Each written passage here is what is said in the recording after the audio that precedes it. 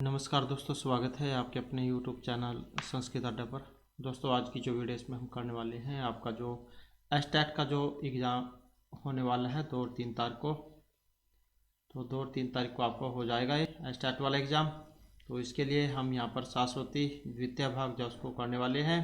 इससे पहले हमने आपके जो ये शाश्वती द्वितीय भाग जो इसके 3 लेसन कंप्लीट कर लिए थे। इसके अलावा जो आपकी सेमुसी प्रथम भाग, द्वितीय भाग और ये शाश्वती प्रथम भाग हमने कंप्लीट कर लिया था। तो कुछ जो लेसन यहाँ पर आ गए थे, तो उनको आज की वीडियो में हम यहाँ पर करने वाले हैं। और इसके साथ ही इसके बाद इसमें जो आपको छंद और जो अलंकार है वो भी देखने को मिलेंगे। तो अभी जा इसके बाद में हम करेंगे, क्योंकि इसके साथ ही जगह भी आई हैं और महत्वपूर्ण जा रहेंगे, क्योंकि हमारे द्वारा पहले भी जा कराए गए थे। आपकी दोबारा से जा यहाँ पर रिविज़न भी हो जाएंगी।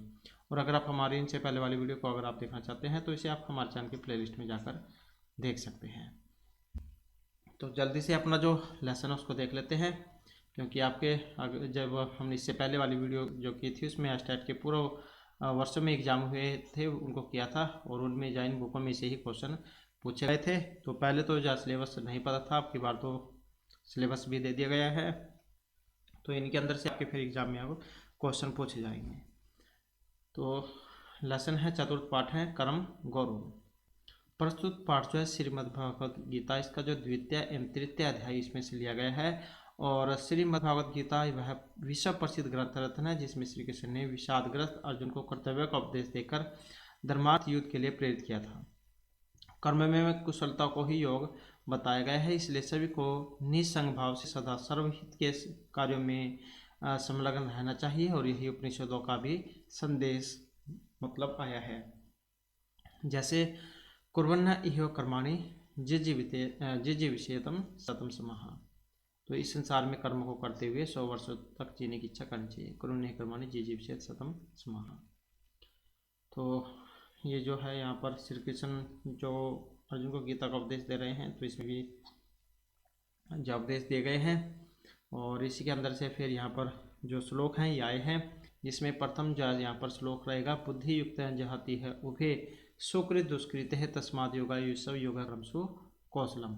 और जब हम यहाँ पर इसका अन्वय बनाएंगे तो अन्वय किस प्रकार से बनेगा, तो यहाँ से शुरू होगा ये बुद्धि युक्त है, सुकृत दुष्कृत उभे इहे जहाती तस्मात योगा युसव क्रमसु कौशलम योग है। और इसमें क्या कहा गया है, तो इसमें कहा गया कि हे अर्जुन बुद्धियुक्त अर्थात समत्व बुद्धि को प्राप्त मनुष्य इस संसार में पुण्य और पाप दोनों प्रकार के कर्मों में आसक्ति को छोड़ देता है। इसलिए तू समत्व योग के लिए प्रयत्न कर, और कर्मों में कुशलता का नाम ही योग है, अर्थात अनासक्ति निष्काम ही योग है। तो कर्म गौरव इस लेसन का नाम है, कर्म का महत्व। तो वही इसमें बताया गया है कि अर्जुन बुद्धियुक्त अर्थात समत्व बुद्धि को प्राप्त मनुष्य इस संसार में पुण्य और पाप दोनों प्रकार के कर्मों में आसक्ति को छोड़ देता है। इसलिए तू समत्व योग के लिए प्रयत्न कर, और कर्म में कुशलता का नाम ही योग है। इसके बाद जो यहाँ पर दूसरा पद्यांश है, तो इसमें है कि नियतम कुरु कर्म त्वम कर्म ज्यायो हे कर्म न है शरीर यात्रा अपि च तेन प्रसिद्धियत कर्म है। जब हम इसका अन्वय करेंगे तो किस प्रकार से बनेगा, तो त्वम नियतम यहाँ से शुरू हो जाएगा। त्वम नियतम कर्म कुरु ही अकर्मण है कर्म ज्याय है अकर्मण है ते शरीर यात्रा च न प्रसिद्धियत। कि हे अर्जुन, तुम अपनी क्षत्रिय धर्म के अनुसार क्षत्रिय उचित कर्म को करो, क्योंकि कर्म न करने से कर्म करना श्रेष्ठ है। बिना कर्म किए हुए तुम्हारे लिए शरीर निर्वाह भी सिद्ध नहीं होगा। मतलब ये है कि खाली बैठने से तो ठीक है, कुछ न कुछ काम किया जाए। कि हे अर्जुन, तुम अपने क्षत्रिय धर्म के अनुसार क्षत्रियोचित कर्म करो। तो तुम्हारा जो क्षत्रिय कर्म है लड़ाई करने वाला, तो वो काम तुम करो, क्योंकि ऐसा ना करने से क्योंकि कर्म न करने से कर्म करना ही श्रेष्ठ है। और बिना कर्म किए हुए तुम्हारे लिए शरीर निर्वाह लौकिक व्यवहार भी जो है वो सिद्ध नहीं होगा। तो इस प्रकार से यहाँ पर ये आया है। और भावार्थ को देखें कि तो भाव यह है कि तुम्हें अपने कर्तव्य का पालन करना चाहिए, और शस्त्र छोड़कर निठल्ला होकर बैठने से काम नहीं चलेगा। तुम्हारे लिए युद्ध करना ही श्रेष्ठ है। इसके बाद जो नेक्स्ट आ जाता है, न कर्मणा आरंभ निष्क्रियम पुरुषः अश्नुते स च न च संन्यास संन्यादेव सिद्धि समाधि हस्ती। तो जब हम इसको अन्वय करेंगे तब सही तरीके से जो है ये जितने भी यहाँ पर शब्द है सारे अलग अलग हो जाएंगे। तो पुरुष है जो यहाँ से इसका अन्वय बनेगा, पुरुष है न कर्मणाम, यहाँ से न पुरुष न कर्मणाम अनआरंभात नैष्कर्म्यम, ये है नैष्कर्म्यम। अश्नुते न च संशयनात्, ये है संशयनात्, यहाँ से यहाँ तक ये दा जो है इसको ता हो जाएगा संशयनात्, और ये हो जाएगा एव। सिद्धिम सम अधिगस्थि। और क्या इसमें कहा गया है कि मनुष्य न तो कर्मों का आरंभ किए बिना निष्कर्मता को प्राप्त करता है और न कर्मों को त्यागने मात्र से ही भगवत साक्षात्कार रूप सफलता को प्राप्त करता है। कि मनुष्य न तो कर्मों का आरंभ किए बिना निष्कर्मता को प्राप्त करता है और न कर्मों को त्यागने मात्र से ही साक्षात्कार रूपी सफलता को प्राप्त करता है। कहने का मतलब है कि कर्मों का बिल्कुल ही न करना अथवा मध्य में ही छोड़ देना, ये दोनों ही स्थितियाँ उचित नहीं है, अपितु कर्तव्य कर्म अनासक्त भाव से अवश्य करना चाहिए। तो काम करने के बारे में ही यहाँ पर बताया गया है। ये नहीं है कि जैसे आप एग्जाम की तैयारी कर रहे हैं बीच में छोड़कर भाग जाओ या बीच में ही छोड़ दो। तो जब आपने कोई निश्चय कर लिया है तो पूरा उसको करें, तभी आपको उसका फल मिलेगा। हो सकता है फल कुछ लेट मिले, लेकिन मिलता जरूर है। इसके बाद है न ही कश्चित् क्षणमपि जातु तिष्ठति कर्मकृत कार्यते है कर्म सर्व है प्रकृति जय गुण है। और जब हम इसका भी जो है अन्वय करेंगे तो कैसे बनेगा ये, तो यहाँ से शुरू हो जाएगा ही से, ही कश्चित, ये जब इसको अलग अलग करेंगे तो कश्चित हो जाएगा ये। तो जब हम इसकी हिंदी करेंगे तो कैसे होगी, तो कि ही कश्चित जातु क्षणमपि अकर्मकृत न तिष्ठति ही सर्व प्रकृति जय गुण अवश्यम कर्म कार्यते। कि हे अर्जुन, कोई भी पुरुष कभी भी थोड़ी देर के लिए भी बिना कर्म किए नहीं रहता है। निसंदेह सब लोग प्रकृति से उत्पन्न हुए गुणों के द्वारा विवश होकर कर्म करते हैं। कहने का अर्थ है कि कर्म करना मनुष्य क्या है, स्वाभाविक गुण है। कर्म क्या है, जो काम कर रहे हैं आप, कुछ भी खाना पीना पढ़ना लिखना, ये सारे क्या है, कर्म ही है। जब मनुष्य शरीर से कर्म नहीं करता है, निठल्ला रहता है, जिसे ठल्ली का देते हैं, निठल्ला रहता है, तब भी वह मन से तो कार्य करता ही है, क्योंकि मन से तो कर रहा है, कुछ ना कुछ तो जरूर सोच रहा है। इसलिए पूर्ण चेतना से निष्काम कर्म ही करना चाहिए, निठल्ले कभी नहीं रहना चाहिए। तो काम करने के बारे में यहाँ पर इसमें बताया गया है। उसके बाद आ जाता है तस्मात् सकते हैं सत्यम कार्यम कर्म समाचार आ सकता है आचरण कर्म है परमात्मा पुरुष है। जब हम यहाँ पर इसका अन्वय करेंगे तो कैसे बनेगा, तो तस्मात जब इसको अलग अलग करेंगे तस्मात अलग हो जाएगा और असक्त ही अलग अलग हो जाएगा। तो तस्मात असक्त है सत्यम कार्यम कर्म समाचार ही असक्त है पुरुष है कर्म आचरण परम आपनोति। क्या तस्मात असक्त है सत्यम कार्यम कर्म सम आचर ही असक्त है पुरुष है कर्म आचरण परम आपनोति। इस प्रकार से इसका जो है यहाँ पर अन्वय बनेगा। क्या इसमें कहा गया है कि हे अर्जुन तुम अनासक्त होकर निरंतर अपने कर्तव्य कर्म का अच्छी प्रकार भली भांति आचरण करो। हे अर्जुन तुम अनासक्त होकर निरंतर अपने कर्तव्य कर्म का अच्छी प्रकार भली भांति से आचरण करो, क्योंकि अनासक्त पुरुष कर्म करता हुआ परमात्मा को प्राप्त करता है। क्योंकि अनासक्त पुरुष कर्म करता हुआ परमात्मा को प्राप्त करता है। तो यहाँ पर क्या मतलब है कि निष्काम कर्म योग ही परमात्मा की प्राप्ति का सर्वोत्तम साधन है। उसके बाद आ जाता है नेक्स्ट हमारा यहाँ पर कर्मण एवं समसिद्धि में अस्थिता जनकाद्य है लोक संगम एवं अपि संपश्यन कर तुम अहर्षि। तो जब इसका भी हम अन्वय करेंगे तो कैसे बनेगा ये, तो यहाँ से हो जाएगा जनक आद्य है, मतलब जनक आदि जो है जनक आद्य है कर्मणा एव समसिद्धिम आस्थितः ही लोक संग्रह संपश्यन अपि कर्तुम एव अहर्षि। तो जनक आद्य है कर्मणा एव समसिद्धिम आस्थितः, राजा जनक आदि राजर्षि भी अनासक्त कर्म के द्वारा ही परम सिद्धि को प्राप्त हुए हैं।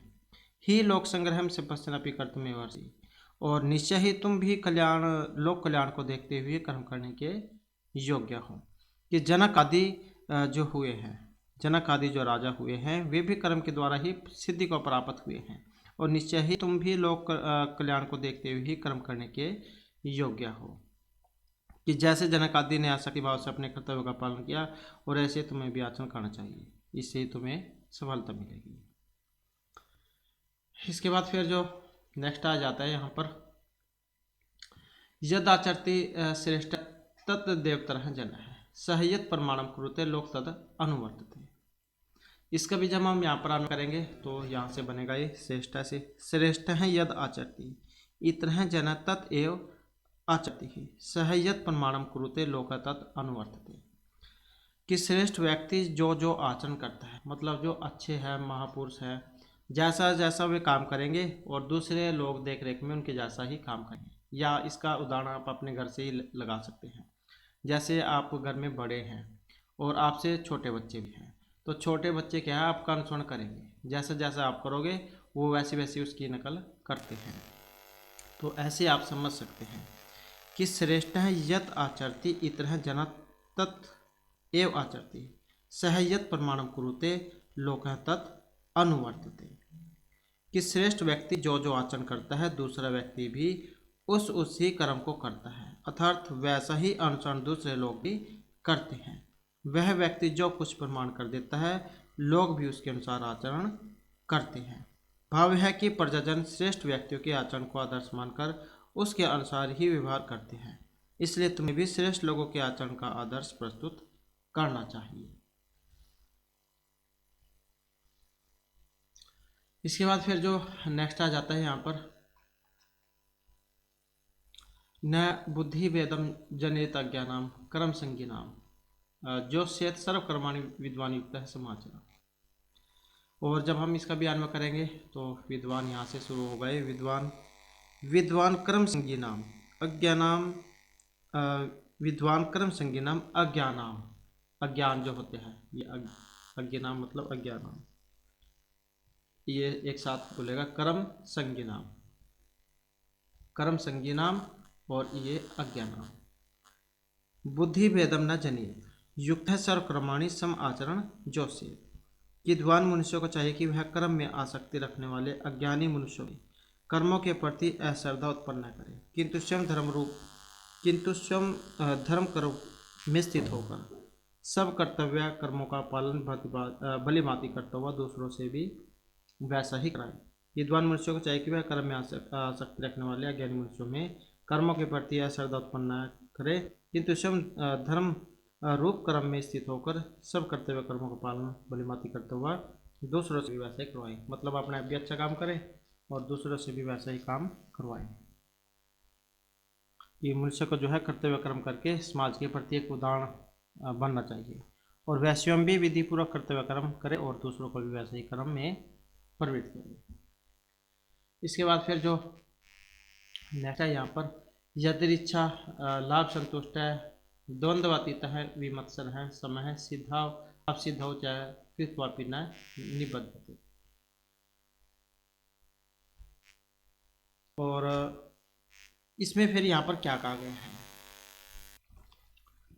और इसका भी हम जब यहाँ पर अन्वय बनाएंगे तो कैसे बनेगा ये, तो ये हो जाएगा विमत्सर है, यहाँ से शुरू हो जाएगा। विमत्सर है द्वंद्वातीत यदृच्छा लाभ संतुष्ट है, सिद्ध है सिद्धौ चाहे समय कृत्वा कर्म कृत्वापि न निबद्धते।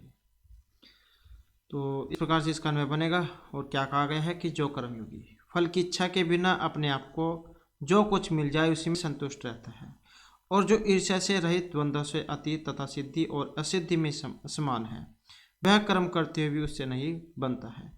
मतलब जिसे संतुष्टि है तो सब कुछ है, जिसे संसार में भी संतुष्टि नहीं है तो उसका कुछ नहीं हो सकता। कहने का मतलब है आपको जितना मिल रहा है उसमें ही संतुष्ट रहना चाहिए, क्योंकि आज के जो संसार है इसमें लालच जा बढ़ता जा रहा है, जिसके पास धन है उसे अधिक और धन चाहिए। तो जो कर्मयोगी फल की इच्छा के बिना अपने आप जो कुछ मिल जाए उसी में संतुष्ट रहता है, और जो ईर्ष्या से रहित और द्वंद्वों से अतीत तथा सिद्धि और असिद्धि में सम है, वह कर्म करते हुए उससे नहीं बंधता है। और जो यहाँ पर नेक्स्ट आया है, सुख दुख समेह कृत्वा लाभालाभ जय जय हो ततः युद्धायुषव न ए पापम अवापसि ही। कि जो मनुष्य जय पराजय जय अजय है, मतलब जय पराजय, लाभ हानि और सुख दुख को समान समझकर उसके बाद युद्ध के लिए तैयार हो जाता है, तो इस प्रकार युद्ध करने से तो पाप को प्राप्त नहीं होगा। कि हे अर्जुन, जय पराजय, लाभ हानि और सुख दुख को समान समझकर उसके बाद युद्ध के लिए तैयार हो जा। इस प्रकार युद्ध करने से तो तू पाप को प्राप्त नहीं होगा। और अनाश्रित कर्म फलम कार्यक्रम करोति है, स सन्यासी च योगी च न निरअग्नि चक्रिय है।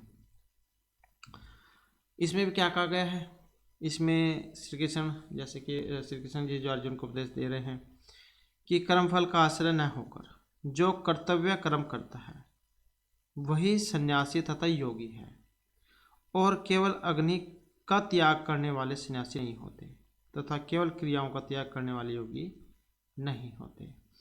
तो कि कर्म का आश्रय न लेकर जो कर्तव्य कर्म करता है वही सन्यासी और योगी है। केवल अग्नि का त्याग करने से सन्यासी नहीं होते और केवल क्रिया का त्याग करने से योगी नहीं होते। तो इस प्रकार से यहाँ पर ये श्लोक है। इसके बाद फिर यहाँ पर हमारे जो वर्ड मीनिंग आ जाते हैं, शब्दार्थ। जैसे जहाती है, जहाती प्लस में ई है, हा धातु है, लट लकार प्रथम पुरुष और एक वचन, यहाँ त्याग देता है। सुकृत दुष्कृत है, तो इसका है सुकृत और दुष्कृत द्वंद्व समास में बना है, पाप और पुण्य। युज शब्द जो यहाँ पर आया है, युज धातु आत्मन पद में है, लोट मध्यम पुरुष एक वचन का रूप है प्रयत्न करने से। आस्थिता का मतलब है आंग और स्था धातु कत प्रत्यय है, प्रथम पुरुष बहुवचन में है, प्राप्त हुए थे। लोक अंगम एव अपि, लोक संग्रहम एव अपि, लोक संग्रह को भी। तो लोक यह अंगम एव आपी, मतलब लोक संग्रहम एव आपी, जब इसको अलग अलग करेंगे तो लोक संग्रह एव आपी बनेगा, ये लोक संग्रह को भी। अहर्षि मतलब है अह धातु है, यहाँ पर लट मध्यम पुरुष और एक वचन का रूप है, योग्य हो। आचरती का मतलब है आंग और चर धातु है, लट लकार प्रथम पुरुष और एक वचन का रूप है, आचरण करता है। उसके बाद इत्र है, मतलब अन्य लोग, सब लोग। अनुवर्तते अनुवृत धातु लट प्रथम पुरुष एक वचन, अनुसरण करता है। न जनेत जन धातु अनिच विधिलिंग प्रथम पुरुष एक वचन, उत्पन्न नहीं करना चाहिए। कर्म संज्ञा नाम का मतलब है कर्म में आसक्त मनुष्यों का।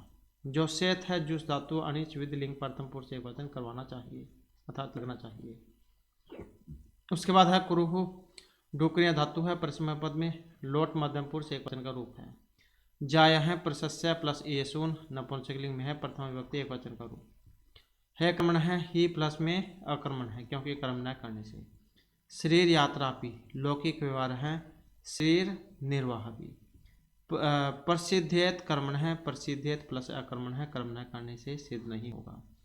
कर्मणा नाम अनआरंभ्यम नैष्कर्म्यम, तो ये जब इसको अलग अलग करेंगे, कर्मणाम अनआरंभात नैष्कर्म्यम, तो बनेगा ये कर्मों का आरंभ किए बिना, निष्कर्मता को। उसके बाद आ जाता है असुनुते, अस धातु लट प्रथम पुरुष एक वचन प्राप्त करता है। सम अधिगस्ती, सम अधिगम धातु लट प्रथम पुरुष और एक वचन, तो मतलब प्राप्त करता है। और जातु यहाँ पर क्या है, ये अव्यय कभी। न तिष्ठति कर्मकृत, तिष्ठति प्लस में अकर्मकृत, कर्म किए बिना नहीं रहता। और सम आचर, सम आंग चर धातु लोट लकार मध्यम पुरुष और एक वचन, भली भांति करो। आ सकते हैं, आ सकते हैं जो है यहाँ पर सज धातु और कत प्रत्यय, सकता है न सकता है, न्याय तत्पुरुष समास में बना है, आ सकते हैं न सकते हैं, अनासक्त होकर। आचरण जो है आंग चर सत्री प्रथमा एक वचन में बना है, करता हुआ। आपनोति, आप धातु लट प्रथम पुरुष एक वचन प्राप्त करता है। चिकित्सु कर्तम इच्छुक, डुक्रिया धातु है, सन प्रत्यय है, करने का इच्छुक। असक्त है संज प्रिजवे, न सकता है असक्त है उदासीन, अनासक्त है न लगा हुआ। तो असक्त है न सकते न मतलब न सकता है असक्त है उदासीन अनासक्त लगा हुआ। अनाश्रित अनाश्रिय शरण्य प्रथम पुरुष एक वचन सारण्य रहने वाला, सारण्य रहने वाला, आसन्न जाने वाला।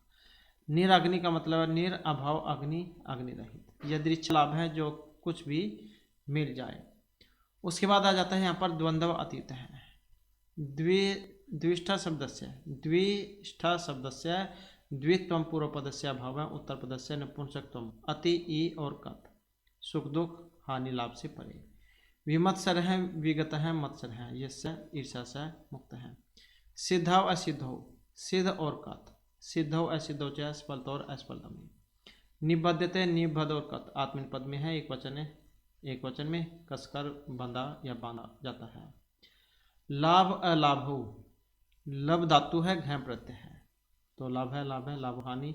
युजस्व युज योगे, युक्त हो जा या लग जा। कर्मणीय अधिकारस्ते, करे धातु और मानव प्रत्यय सप्तमी व्यक्ति एक वचन कर्मणि एवं अधिकार है, ते कर्म में ही तुम्हारा अधिकार है। संज्ञा अस्तव कर्मणि का मतलब है संज्ञा अस्तु कर्मणि, तो संज भावे घय संज्ञा है अकर्म के प्रति लगाव या फिर दोस्ती। तो ये तो जो है यहाँ पर इसके शब्दार्थ थे और फिर क्वेश्चन आए हैं यहाँ पर। तो क्वेश्चन जो आपको यहाँ पर आपकी बार सिलेबस भी कुछ चेंज है, तो ये आपके गद्यांश जो है उसमें से आएंगे, गद्यांश पद्यांश।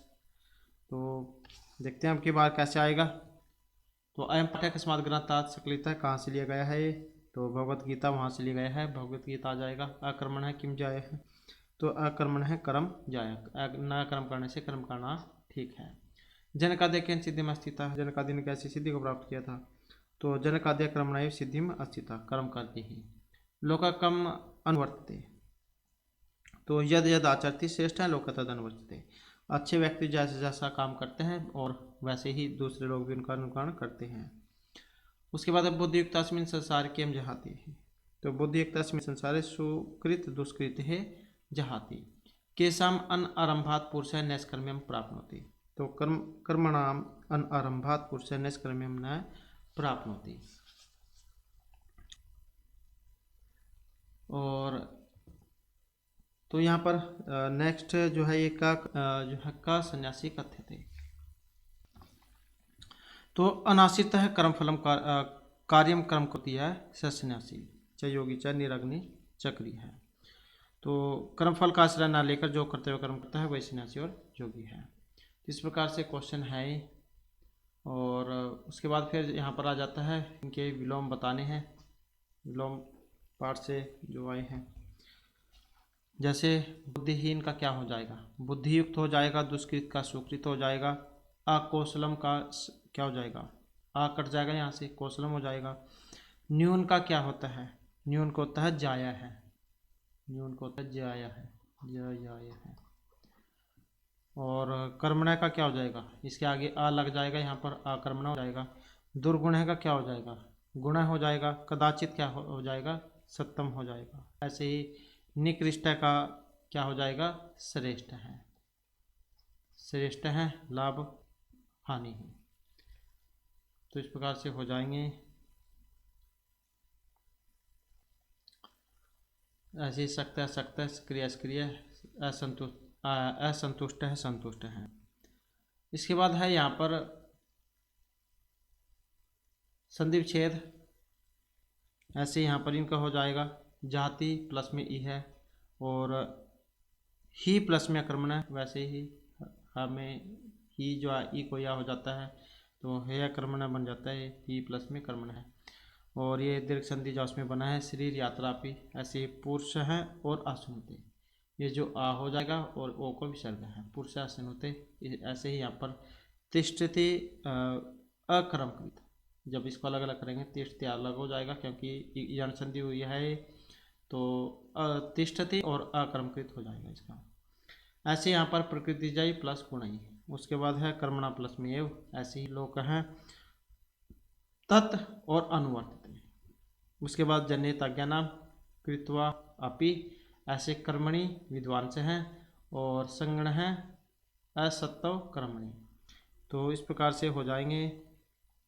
और फिर इसमें यहाँ पर जो आ जाता है लकार पुरुष वचन बताने हैं। जैसे जहाती है, जहाती में कौन सी धातु है, तो हा धातु है इसमें। लट लकार प्रथम पुरुष और एक वचन जहाँ उसमें बना है। और जो यहाँ पर ये युयुत्सु आया है, ये किस में बना है? युयुत्सु, इसमें युज धातु है, ये वाली युज धातु है इसमें। और लोट लकार मध्यम पुरुष एक वचन का रूप है। कुरु किस में बना है? तो इसमें है क्री धातु, ये वाली। और लोट लकार में बना है, ये भी मध्यम पुरुष एक वचन में। असुनुते में इसमें अस धातु है, ये वाली। ये भी लट लकार प्रथम पुरुष एक वचन में बना है। सम अधिगस्ती है ऐसे यहाँ पर, सम अधि और गम धातु है यहाँ पर, सम और अधि और गम धातु है। और लट लकार प्रथम पुरुष एक वचन का है। ऐसे यहाँ पर तिष्ठति है, स्था धातु है, लट लकार प्रथम पुरुष एक वचन। ऐसे ही यहाँ पर आपनोति है, आप लट लकार प्रथम पुरुष एक वचन। अनुवर्तते हैं, यह अनुपसर्ग है। और वृत्त धातु है इसमें, ये वाली वृत्त। और फिर ये लट लकार प्रथम पुरुष एक वचन उसमें बनता है। ऐसे यहाँ पर जनित है, ये जन धातु भी लिंग लकार प्रथम पुरुष एक वचन का है। ऐसे यहाँ पर जोशियत है, इसमें जोश धातु है, ये वाली विद लिंग लकार प्रथम पुरुष एक वचन में।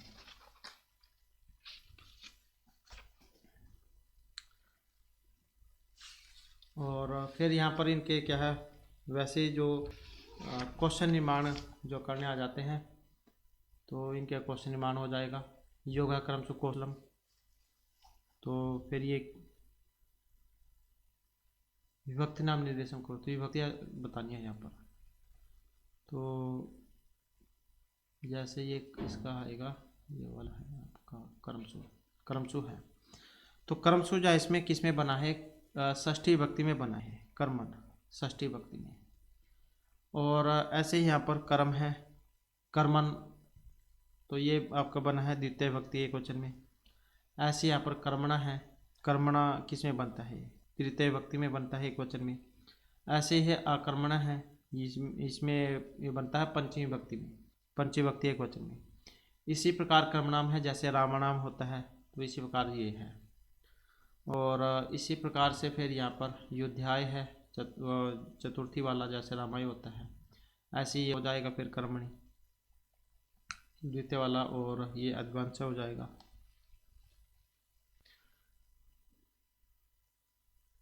उसके बाद आ जाता है प्रदत्तम मंजूषाय समुचित पदाम चयनम कृत्वा अधोदत्त शब्दानाम प्रत्येक पदस्य त्रीणि समान अर्थक पदानि लिखन्तु। आगे फिर इनके जो पर्यायवाची जैसे होते हैं वैसे आते हैं, वैसे बताने इनका।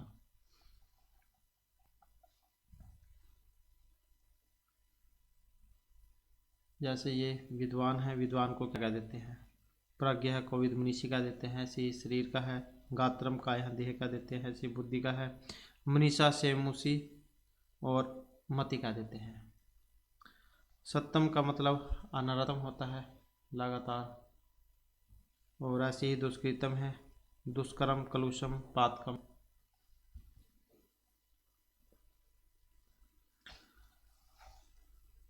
तो इस प्रकार से है, ये इसी में से है। जैसे विद्वान है, विद्वान के कौन कौन से हैं, शरीर के कौन कौन से हैं, इसी में से छाट कर फिल करने हैं।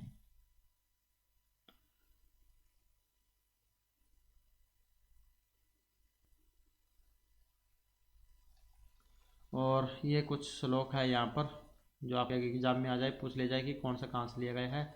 जैसे ये है पश्चंतर से है, मित्र संप्राप्ति से। गच्छन की गल जाती है, योजनाम सुल्तानियापी अगच्छन, मतलब वही अगर कोई काम करते हैं तो चाहे कितना भी मुश्किल हो, वो काम तो हो ही रहा है। और मुश्किल तो तब होता है अगर आप बिल्कुल भी कुछ ना करें। जैसे चलते हुए एक चीटी भी होती है, बहुत योजना चल जाती है, और ना चलते हुए तो वही की वही है। इसी प्रकार से यहाँ पर इसमें बताया गया था, मेहनत करने से सभी काम जासिद होंगे, क्योंकि सोए हुए शेर के में मुंह में भी जो हिरण है उसे हम प्रेस नहीं करते हैं। तो खाना खाने के लिए भी आपको तो हाथ तो हिलाना ही पड़ेगा। इसी प्रकार से फिर ये विष्णु पुराण में से है, ये तेरे ब्रह्मण जास में से है। हंसिया पर जल बिंदु निपात के क्रम से पूरे घटा है, सही तो सही विद्यानाम धर्म से धन सच्चा। ये चाणक्य नीति जो इसमें से है, वो जैसे आपने पढ़ा होगा कि एक एक बूंद से घड़ा भर जाता है। और ये आ जाता है यहाँ पर भूचरी से दुष्कराणी अपनी कार्याणी। उसके बाद फिर ये यजुर्वेद में से है, कर्विनय प्रमाण जी विषय तम समय अन्यथा अस्ति न कर्म लिप्यते न रहे। इस संसार में काम करते 100 वर्ष तक जीने की इच्छा करनी चाहिए, इससे जो कर्म है वो तुम्हारे ऊपर लिप्त नहीं होगी। तो यजुर्वेद में से लिया गया है 40वें अध्याय में से। उसके बाद आदर्श वाक्य है इनका, यहाँ पर मिलान करना है।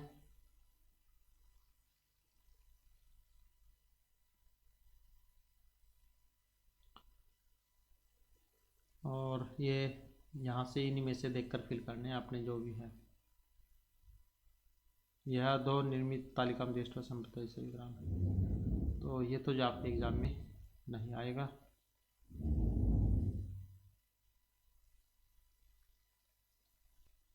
और आपके एग्जाम में इनमें से क्या आ सकता है, जैसे ये दिया गया है यहाँ पर बुद्धे युक्त तृतीय तत्पुरुष में है, नवस्य न्याय तत्पुरुष समास में है, बुद्धे वेदम षष्ठी तत्पुरुष समास में बना, सर्वाणी कर्माणि कर्मधारय का है, कर्मण रहता सप्तमी में है। तो जैसे न कर्मण है न्याय तत्पुरुष समास, अनारंभात न्याय तत्पुरुष समास। तो ये कुछ जो यहाँ पर दिए गए हैं इनमें से आ सकता है आपके एग्जाम में। कर्मस्य फलम किस में बना, षष्ठी तत्पुरुष में, शिरस्यातर किस में, षष्ठी तत्पुरुष में, लोकायते किस में, चतुर्थी तत्पुरुष में। ये विभक्तियाँ जो है इनसे समझ सकते हैं आप। न आ सकता न्याय, न ज्ञानम जो अब्राह्मण न्याय ब्राह्मण होता है न्याय तत्पुरुष समास में। इसी प्रकार से नाचरण न्याय तत्पुरुष समास में, कर्मसु, ये इनमें विभक्ति से आप बस इनका पता लगा सकते हैं। सप्तमी में है सुकृतम दुष्कृतम सुख दुख होते हैं जैसे द्वंद्व समास में।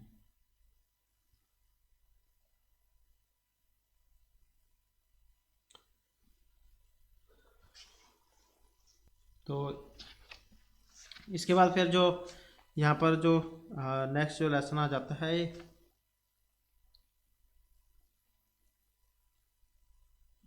पंचमें पाठ है सुख नाश उपदेश। और इसमें क्या कहा गया है, सुख नाश का उपदेश। ये आपका जो महर्षि बाणभट्ट के द्वारा जो कादम्बरी है इसका पहला जो भाग है सुख नाश उपदेश, तो वो वाला है ये।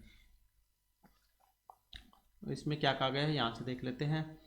महाकवि बाणभट्ट संस्कृत के सर्वाधिक प्रतिभाशाली गद्यकार हैं। इन्होंने कान्यकुब्ज अर्थात कन्नौज के राजा हर्षवर्धन के जीवन पर हर्षचरित लिखा है। तो ये आप याद रखिएगा, कहाँ के थे, कन्नौज के। कान्यकुब्ज अर्थात कन्नौज के राजा थे हर्षवर्धन। हर्षवर्धन का जो समय है ये 606 ईस्वी से 648 ईस्वी तक रहा, ये भी आप याद रखिएगा। तो इसी समय के महर्षि बाणभट्ट का समय माना गया क्योंकि इनके आसपास के हैं, क्योंकि इनके दरबारी कवि थे, इसलिए बाणभट्ट का समय भी यही होना चाहिए। इनकी दो रचनाएं हैं हर्षचरित और कादम्बरी। उसके बाद हर्षचरित बाणभट्ट की प्रथम गद्य कृति है, ये भी आप याद रखिएगा क्या है, गद्य है। स्वयं बाणभट्ट ने इसे आख्यायिका कहा है। कादम्बरी संस्कृत साहित्य का सर्वोत्कृष्ट गद्य काव्य है। यह कथा श्रेणी का काव्य है। चंद्रपीड़, कादम्बरी और पुंडरीक महाश्वेता ये एग्जाम में आते हैं आपके वाले, ये दोनों। चंद्रपीड़ की कौन सी है, कादम्बरी है। इसकी मतलब जैसे नायक है इसकी नायिका हो गई, पुंडरीक नायक हो गया, ये इसकी नायिका होगी महाश्वेता। ये नायक है, ये उपनायक है। जैसे एक फिल्म होते हैं उसमें दो दो होते हैं। तो इसके प्रणय का चित्रण करने वाली कथा कादम्बरी के दो भाग हैं और इसका कथानक जटिल होते भी मनोरम है। इसमें कथा का प्रारंभ राजा शूद्रक के वर्णन से होता है। शूद्रक के यहाँ चंडाल कन्या वैशंपायन नामक सुख को लेकर पहुँचती है। कौन पहुँचती है ये भी आप याद रखिएगा। शूद्रक के यहाँ चंडाल कन्या तोते को लेकर आती है। वैशंपायन नाम था उसका, सुख मतलब तोता। और सुख सभा में आत्मवृत्तांत सुनाता है, अपने ऊपर जो भी घटनाएं हुई थी पूर्व जन्म वाली वो बताता है। तो इस ग्रंथ में 3-3 जन्म की घटनाएं बंधी हुई है आपस में। तो प्रस्तुत पाठ जो है कादम्बरी के सुख नाश उपदेश नामक गद्यांश से लिया गया है। और इस अंश का जो नायक राजकुमार चंद्रपीड़ है, तो ये नायक है इसकी, जो सत्य शौर्य और आर्य भाव से युक्त है। सुखनाश एक अनुभवी मंत्री हैं, अनुभवी मंत्री हैं जो राजकुमार चंद्रपीड़ का राज्याभिषेक के पूर्व वात्सल्य के भाव से उपदेश देते हैं। जब इनका अभिषेक होता है तो ये मंत्री जो है ये इनको उपदेश देते हैं। वे उसे युवावस्था में सुलभ रूप यौवन प्रभुता ईश्वर से उद्भुत दोषों के विषय में सावधान कर देना उचित समझते हैं और इसे युवावस्था में प्रवेश कर रहे समस्त युवाओं को प्रदत्त दक्षिणानुशासन कहा जाता है।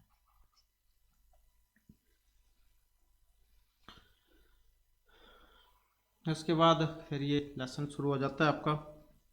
एवं समति कर्म सुह देवशेषु राजा चंद्रपीड़ से यौ राज्याभिषेकम चिकर्षु प्रतिहार अनुकरण संभार संग्रहार्थम अधिदेश। इस प्रकार जो है कुछ दिन बीत जाने पर राजा जो तारापीड़ है तारापीड़ ने राजकुमार चंद्रापीड़ को राजतिलक करने की इच्छा से दो जो द्वारपाल थे इनको आवश्यक सामग्री समूह के संग्रह करने के लिए आदेश दिया। संभार संग्राम आदिदेश। फिर उसके बाद समूह उपस्थित यो राज्याभिषेक चैतम कदाचित दर्शनार्थम आगतम आरूढ़ विनयमपि विनीतरम इच्छन कर्तुम सुखनाशय सविस्तरम उवाच। और उसके बाद फिर जो ये इनका जो राज तिलक जो था इनके समय जो है नज़दीक आ चुका था जब इनका होना था अभिषेक। तो कुछ जो मंत्री थे सुखनाश का दर्शन करने के लिए आए हुए थे और ऐसे उस विनय संपन्न राजकुमार चंद्रपीड़ को और भी अधिक विनयवान बनाने की इच्छा वाले सुखनाश से विस्तारपूर्वक कहा। फिर आगे बताते हैं यहाँ पर ये जैसे मंत्री हैं इनको उपदेश देते हैं आगे। तो जैसे तात चंद्रपीड़, हे बेटा चंद्रपीड़, विदित वेदितम वेश्याधीत सर्व शास्त्रस्य तेन अल्पी उपदिष्टम अभ्यमस्ति केवलम च निसर्गत एव अति गहनम तमह यौवन प्रभो अपरिणाम उपशम है दारुण लक्ष्मी मद है। ये सूक्तियाँ हैं ये वाली। अपरिणाम उपशम है दारुण लक्ष्मी मद है अप्रबोधा गोराच राजसुख सन्निपात निद्रा भवती इत्यर्थ है विस्तृण अभिध्यसी। फिर इसमें कहता है कि हे बेटा चंद्रपीड़, जो कुछ विषय जानना चाहिए वह सब कुछ जानते हो। तुम वेद आदि सब शास्त्रों को पढ़े हुए हो, इसलिए तुम्हें थोड़ा भी उपदेश देने की जरूरत नहीं है, क्योंकि जो पढ़े लिखे हो उससे तुम्हें सब कुछ पता है। केवल यही कहना है कि जवानी में स्वभाव से ही जो अंधकार पैदा होता है वह अंधकार अत्यंत घना होकर अत्यंत घना होकर रहता है। धन संपत्ति का जो मद है ऐसा बयान होता है कि वह आयु के परिणाम अर्थात विरुद्धावस्था में शांत नहीं होता है। ये वाली जो आई है अपरिणाम उपशम दारुण है लक्ष्मी मद है कि धन संपत्ति जो होती है इसका जो नशा है मोह इतना भयानक होता है कि वह आयु के परिणाम अर्थात वृद्धावस्था में भी शांत नहीं होता। ये आप याद रखिएगा, इसी वेरी वेरी इंपॉर्टेंट है। और राजस्व रूपी सन्निपात जीवर से उत्पन्न निद्रा इतनी गहरी होती है कि इसमें जागरण ही नहीं हो पाता, इसलिए तुम्हें विस्तारपूर्वक कहा जा रहा है। तो ये इसलिए जो इनको देते रहे हैं। उसके बाद है गर्भेश्वर तुम अभिनवयन तुम अप्रतिरूप तुम मानसीसु अमानुष शक्ति तुम चैति महत्यम खलु अनर्थ परंपरा यौनारंभे से प्राय शास्त्र जल प्रक्षालन निर्मलापी कलुष में उपयाति बुद्धि। ये भी जो है चुक्तियाँ हैं वेरी वेरी इंपॉर्टेंट हैं ये वाली। नासिता पुरुषम अत्संग है विशेषु के गर्भेश्वर तुम कि जन्म से ही अधिकार संपन्नता नया यौवन अनुपम सौंदर्य और अमानुषी शक्ति का होना यह मान अनर्थ की परंपरा है। और युवा अवस्था के प्रारंभ में मनुष्य की बुद्धि शास्त्र रूपी जल से धुलने के कारण स्वच्छ हुए भी प्राय दोषपूर्ण हो जाती है। तो ये जो आई है यौन आरंभे च प्राय शास्त्र जल प्रक्षालन निर्मलापी कलुषम्याति बुद्धि। युवावस्था के प्रारंभ में मनुष्य की बुद्धि शास्त्र रूपी जल से धुलने के कारण भी दोषपूर्ण हो जाती है, अर्थात विश्व में अति आसक्ति मनुष्य का नाश कर देती है।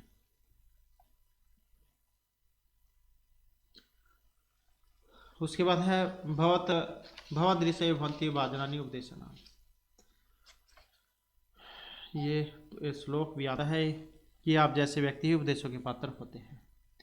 अवगत मले ही मनसी विशंति सुखेन उपदेश कृतः हरति अतिमले नाम अपि दोष जातम गुरुपदेश च नाम अखिलम मल प्रक्षालम अजलम स्नानम। ये भी सूक्ति आती है आपकी ये वाली, ये यहाँ से गुरुपदेश। विशेषण तो राजाम विरला ही तेषाम उपदेष्टार है राजवचनम अनुगस्ति जनः विहात उपदेश्यमानापि तेन शृण्वन्ति अवधीर्यन्तः खेद्यन्ति हित उपदेशायिन गुरु कि भवदृश्य भवन्ति भाजनानि उपदेशना। कि आप जैसे व्यक्ति ही उपदेशों के पात्र होते हैं। निर्दोष मन ही उपदेश के गुण सुखपूर्वक प्रवेश करते हैं। क्या निर्दोष मन में ही उपदेश के गुण सुखपूर्वक प्रवेश करते हैं। गुरु का जो उपदेश है अत्यंत मलिन दोष युक्त समूह को भी दूर कर देता है, अर्थात गुरु का उपदेश संपूर्ण मलों को धोने से समर्थ जल रहित स्नान है। कि गुरु का जो उपदेश होते हैं वे बिना नहाए हुए भी नहाए के स्नान कर देते हैं। और वैसे गुरु के उपदेश जो है सबसे आंतरिक दोष दूर होते हैं। मतलब वैसे गुरु के उपदेश से सब आंतरिक जो दोष है वो दूर हो जाते हैं। और ये उपदेश राजाओं के लिए तो विशेष रूप से लाभकारी होते हैं। विशेष तो राजा विरला ही तेसाम उपदेश डाला है। और क्योंकि उन्हें उपदेश देने वाले बहुत कम लोग होते हैं, लोग प्राय भय के कारण राजा के वचनों का ही अनुसरण करते हैं। और उपदेश से मानमापी तेना सुनती, और उपदेश देते हुए को भी वे नहीं सुनते हैं। और वे जो है हितकारी उपदेश करने वाले गुरुओं का तिरस्कार करते हुए उन्हें खीन कर देते हैं। तो इस प्रकार से है ये पद्यांश। उसके बाद है आलोक्य तो तावत कल्याण भी निवेशी लक्ष्मी विपत्मम न है विधि अपरिचितम इह जगति किंचित अस्ति यथा इयम अनार्य लब्धापि खलु दुखेन परिपाल्यते। ये भी जो है सूक्ति आती है एग्जाम में ये वाली। परिपालितापि परिपाल्यते न परिचयम रक्षति न भी जन्म इक्षते न रूपम अलोक्यते न कुलकर्मम अनुवर्तते न शीलम पश्यति न वैदग्यम गण्यति न श्रुतम आकर्ण्यति न धर्म अनुरुद्धते न त्यागम आदर्यते न विशेषज्ञता विचारति न चारम पाल्यति न सत्यम अबुध्यते पश्यत एव नश्यति सरस्वती प्रगृतम न लंघिते जन्म गुणवत्तम न स्पृशन्ति सुजनम न पश्यति सुरम कंटकमी परिहरति दातारम दुख स्वप्नमी न स्मरति वितम न उपसर्पति तिष्णाम संवर्धति लंघिनम पाद्यति अयं विद्यापि च अन्य कथा कथमपि देववशेन परिगृहीतः विकल्पः भवन्ति राजान है सर्व विनादिष्टता जगछन्ति। तो ये जो राजा लक्ष्मी जो है इनके बारे में है ये पूरा श्लोक कि आलोकित तावत कल्याण भिन्वेशी लक्ष्मी प्रथम कि हे चंद्रपेड़, क्योंकि उपदेश दे रहे हैं यहाँ पर कि हे चंद्रपेड़ तुम कल्याण के लिए प्रयत्नशील हो, इसलिए पहले लक्ष्मी को ही विचार कर देखो। इस जैसी अपरिचित इस संसार में कोई वस्तु नहीं जैसी है अनार्य लक्ष्मी है। और इस लक्ष्मी को प्राप्त कर लेने पर भी इसका महाकर्ष से पालन करना पड़ता है। और यह लक्ष्मी न परिचय की परवाह करती है, न कुलीन की ओर देखती है, न ही सौंदर्य को देखती है, और न कुल परंपरा का अनुगमन करती है, न सच्चरित्र को देखती है, न ही कुशलता की परवाह करती है, न शस्त्र ज्ञान को सुनती है, न धर्म से रोकी जाती है, न त्याग का आदर देती है, न विशेष ज्ञान का विचार करती है, न सदाचार का पालन करती है, न सत्य को जानती है। यह देखते ही देखते नष्ट हो जाती है। सरस्वती से युक्त मनुष्य को यह ईश्वरीय वंशी मानो आलिंगन नहीं करती, शौर्य आदि गुणों वाले व्यक्ति का स्पर्श नहीं करती। सज्जन की ओर यह देखती नहीं है। और जो सूर्यवीर होते हैं उनको क्या है कांटे की तरह कांटे के समान छोड़ देती है। सूर्यम कंटकनी परिहरती, मतलब सूर्य जो होता है उनको कांटे के समान छोड़ देती है।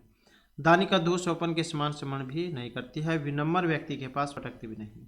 यह तृष्णा को बढ़ाती है, मतलब जो लालच है उसको बढ़ाती है, मनुष्य को छोटा बना देती है।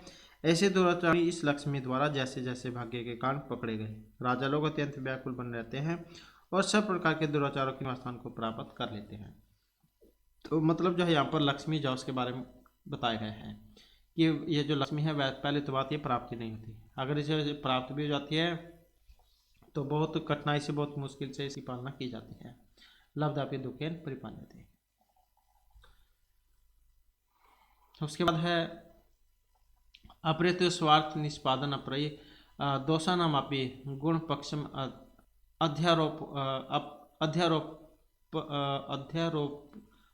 भी प्रत्याण कुशले धुतै प्रत्यामानः वित्तम दत्तमचितः सर्वजन उपहास्यताम उपायन्ति न मान्यन्ति मान्यान् जरा वैकल्प्य प्रलिप्तम इति पश्यन्ति वृद्ध उपदेशं कोपयन्ति हितवादिने सर्वथा तम अभिनन्दन्ति तम संवर्धयन्ति तस्य वचनं शृण्वन्ति तम बहु मन्यते या अहनिशम् अनवरतं विगतानि कर्तव्यं स्वति या वा महात्म्यम उद्भवति। और इसमें फिर क्या कहा गया है, अप्रेत स्वार्थ निष्पादन नहीं, कि कुछ राजा लोग तो स्वार्थ सिद्ध करने में तत्पर, दोषों में गुणों को आरोपित करने वाले, ठग विद्या में अति निपुण, दुर्थ बुद्धि लोगों के द्वारा ठगे जाते हुए धन के मद से उन्मत्त वाले होकर सब लोगों की हंसी के पात्र बनते हैं।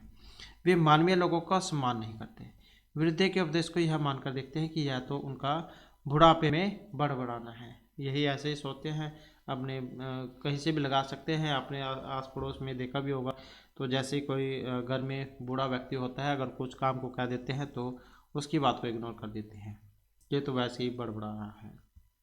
हितकारी वचन बोलने वाले पर क्रोध करते हैं, सभी प्रकार से वे अभिनंदन करते हैं, उसे ही सहायता करके बढ़ाते हैं और उसका ही वचन सुनते हैं, उसी का बहुत आदर करते हैं, जो दिन रात निरंतर अन्य सब काम छोड़कर उसकी प्रशंसा करता है अथवा जो उसकी महिमा को प्रकट करता है। इस प्रकार से ये जो है यहाँ पर गद्यांश है।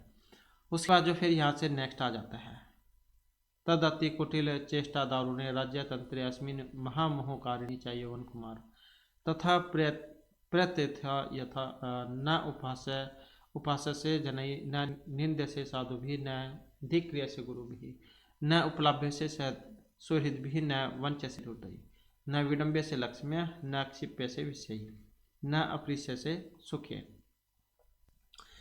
फिर इसमें क्या कहा गया कि हे राजकुमार चंद्रपीठ, इसलिए अत्यंत कुटिल चेष्टाओं से युक्त इस कठोर राजतंत्र में और इस महामूर्छा पैदा करने वाली युवावस्था में तुम वैसा प्रयत्न करना जिसमें तुम जनता की हंसी के पात्र न बनो, तो तुम्हारे लोग क्या मजाक न उड़ाए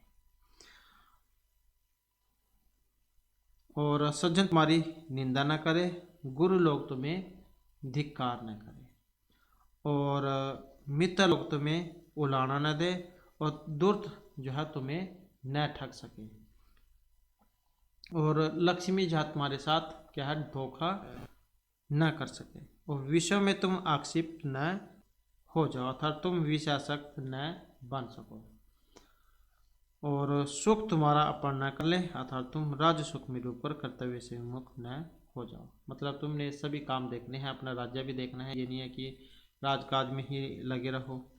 तो इस प्रकार से जो यहाँ पर ये उपदेश दिया गया है। इसके बाद फिर ये नेक्स्ट आ जाता है यहाँ पर, इदम एव च पुनः पुनः अभिधेयसि विद्वान समापि सचेत समापि महासत्वमपि अभिजातमपि धीरमपि प्रयत्नवन्तमपि पुरुषं दुर्विनीतः खलु करोति लक्ष्मी इति एता वद अभिधायम उपसाम।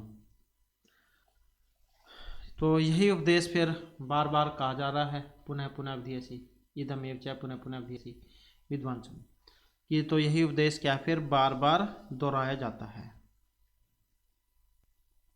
और जो जो ये मतलब यही उपदेश जब बार बार दोहराया जाता है कि विद्वान को भी, ज्ञानवान को भी और महाबलवान को भी, कुलीन को भी, धैर्यवान को भी, पुरुषार्थी मनुष्य को भी यही दुराचारी लक्ष्मी दुष्ट बना देती है।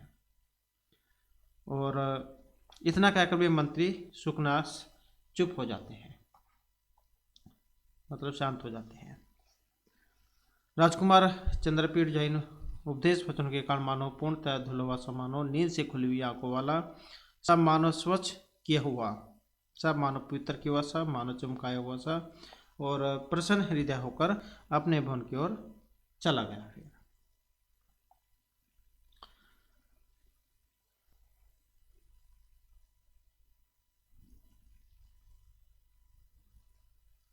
ये है यहाँ पर चंद्रपीठ। तो इस प्रकार जो भाषण देकर क्या है अपने जो महल है वहाँ पर चले जाते हैं। इसके बाद फिर इसमें जो इसके वर्ड मीनिंग ये आ जाते हैं, जैसे चिकरसु है, करने की इच्छा वाला, कर्तमिच्छु, क्रिय धातु सन उ प्रथमा विभक्ति एक वचन, विनय विशिष्ट न्याय नीति ही, प्रतिहारान मतलब द्वारपालों को, उपकरण संभार संग्रहार्थम आवश्यक सामग्री समूह के संग्रह के लिए, उपक्रियंते अभिति उपकरणानि उपकरणानाम संभार, उपकरण संभार है षष्ठी तत्पुरुष में, उपकरण संभार से संग्रहार्थम उपक्रिय ल्यूट और संभार में है सम उपसर्ग पूर्वक और भय प्रत्यय। निसर्गता मतलब स्वाभाविक रूप से। अपरिणाम उपसम है जो ये वृद्धावस्था में भी शांत नहीं होने वाला। न तत्पुरुष समास जो उसमें है ये।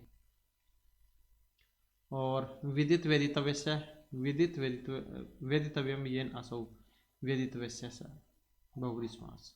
विद धातु कत प्रत्यय विदितम बनता है, ऐसे विद और तव्यत्वन पर वेदितव्यम बनेगा। तो ये ही है जो आपके एग्जाम में आता है। फिर आप देखते हैं कि ये कहाँ से पूछ लिया गया है। तो ये आप याद रखें, विद धातु कत होने पर विदितम और तव्यत होने पर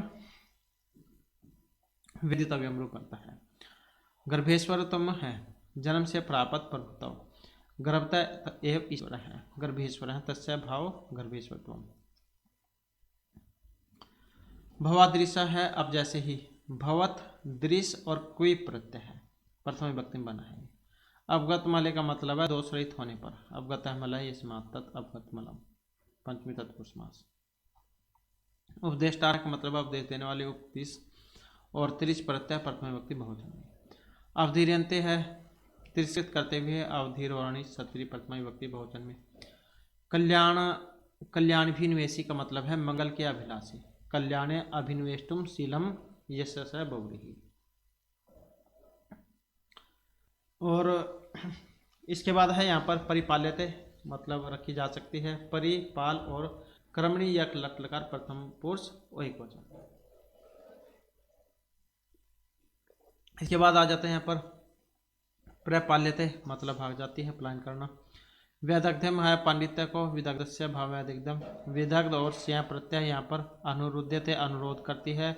अनुरुद्ध और लट प्रथम पुरुष और एक वचन है।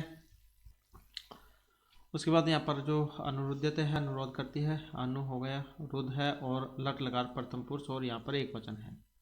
अब बुद्धता हो जाता है, यहाँ पर जान जाती है। न उपसर्पति है यहाँ पर स्पी नहीं जाती, पार्श्व न गजती।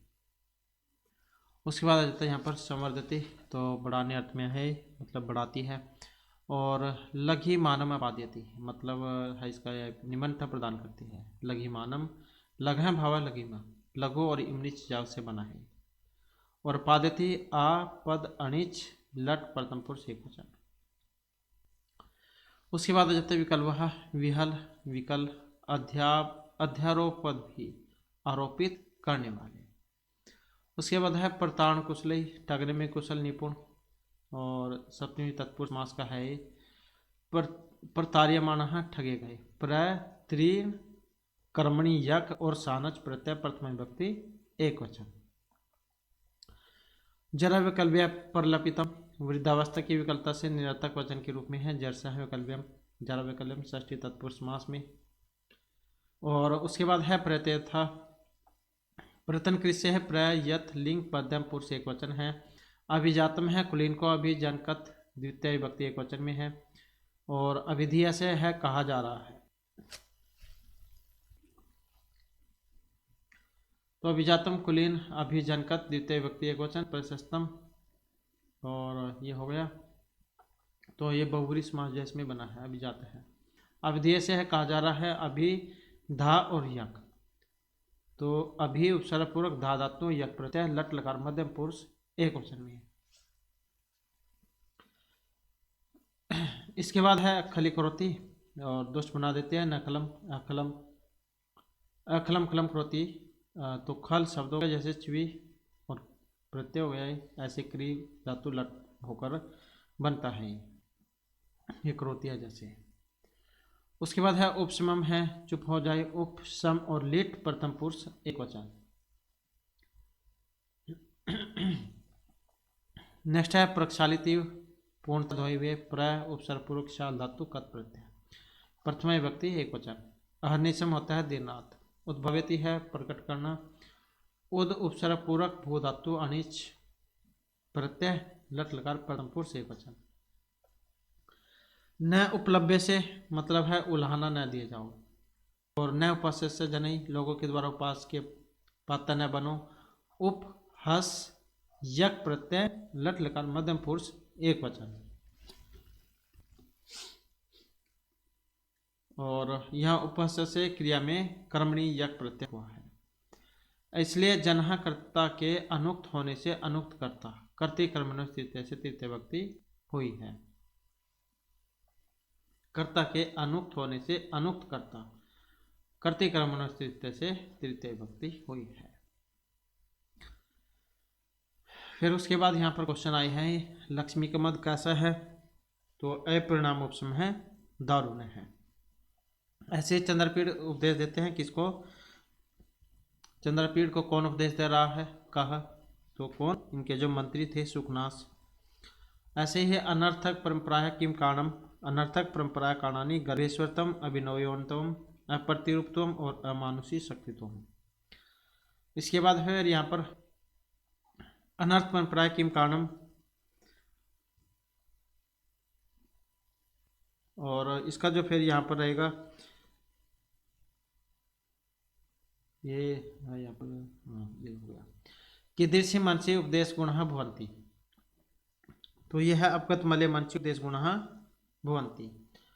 और लब्धापि दुखेन किम परिपाल्य थे, ये आते हैं एग्जाम में, लब्धापि दुखेन किम, तो लक्ष्मी ही परिपाल्य थे, परापुत्रों ने भी लक्ष्मी की पालना करनी बहुत कठिन होती है।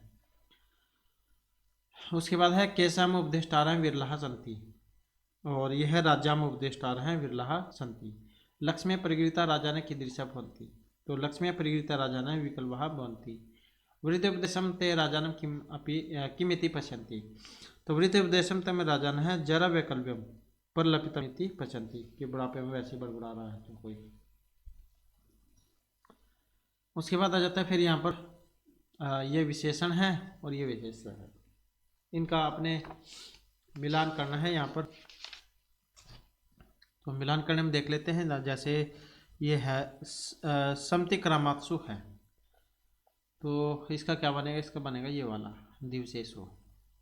और आदेश शास्त्र, इसका क्या बनेगा, इसका ये बन जाएगा ते। दारुण, दारुण लक्ष्मी मत, तो ये वाला आ जाएगा इसका, ये वाला लक्ष्मी मत तीसरे का, गाँव वाले का।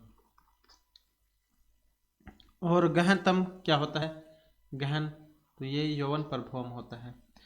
और अतिमलिनम क्या है, अतिमलिनम होता है दोष जातम, ये वाला। सचेतसम क्या होता है, सचेतसम जो ये चाह है, इसका आएगा यहाँ पर ये वाला विद्वान सम, ये वाला। तो इस प्रकार से होगा इनका मिलान। उसके बाद है यहाँ पर अधोलिखित पदार्थ सवरिचि संस्कृत वाक्य से प्रयुक्तम, तो ये तो है संस्कृत वाक्य में प्रयोग करने आएंगे आपके, ये अशुद्ध अशुद्ध में आ सकते हैं आपके एग्जाम में, जैसे पहले एग्जामों में आए हैं।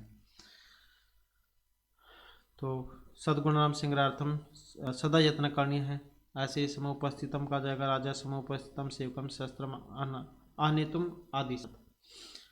तो ये अन्वय बनाना आएगा, ये तो आपने ठीक करना होगा जब, क्योंकि इसके लिए आपको जो भी विभक्ति कारक सभी कुछ याद होना चाहिए। उसके बाद है यहाँ पर इनका संधि करना, एव अति गहनम, जब हम इसको अलग अलग करेंगे तो ये जो एव है ये अलग हो जाएगा और ये अति गहनम अलग हो जाएगा, ऐसे बन जाएगा ये अति गहनम, तो ये एव अलग हो जाएगा। गर्भेश्वर तम है, गर्भ इसमें से अलग हो जाएगा, और ये जो ईश्वर तम है ये अलग हो जाएगा, ईश्वर त्वम ये अलग हो जाएगा। गुरु उपदेश है, तो गुरु अलग हो जाएगा इसमें से, और जो उपदेश है ये अलग हो जाएगा उपदेश। और है एव, तो जब हम इसको अलग अलग करेंगे तो ये जो ही है, ही जो है इसको यण हुआ है, ई को या जैसे होता है, तो फिर ऐसे बनता है। अब न अभिजनम, तो दीर्घ संधि जैसे होती है, न अलग हो जाएगा, और ये जो अभिजनम है, अभिजनम ये अलग हो जाएगा। न उपसर्पति है जैसे, तो ये न अलग हो जाएगा, और ये उपसर्पति या अलग हो जाएगा, उपसर्पति, क्योंकि ये आ है और ऊ को ओ गुण हुआ है यहाँ पर। इसके बाद यहाँ पर जो प्रकृति प्रत्यय आ जाते हैं, जैसे ये चिकित्सु है, ये आपके एग्जाम में आते हैं चिकित्सु, इसमें प्रकृति प्रत्यय बताओ कौन सा लगा है। तो जैसे ये क्री है, क्री धातु में बना है ये, और सन प्लस में ऊ प्रत्यय है इसमें, सन प्लस में ऊ प्रत्यय, पुल्लिंग प्रथमा एकवचन में। और उपदेष्टव्यम है जैसे, तो उप इसमें कौन सा है, उपसर्ग हो गया, और दिश धातु है इसमें, दिश ये वाला, उप उपसर्ग दिस धातु।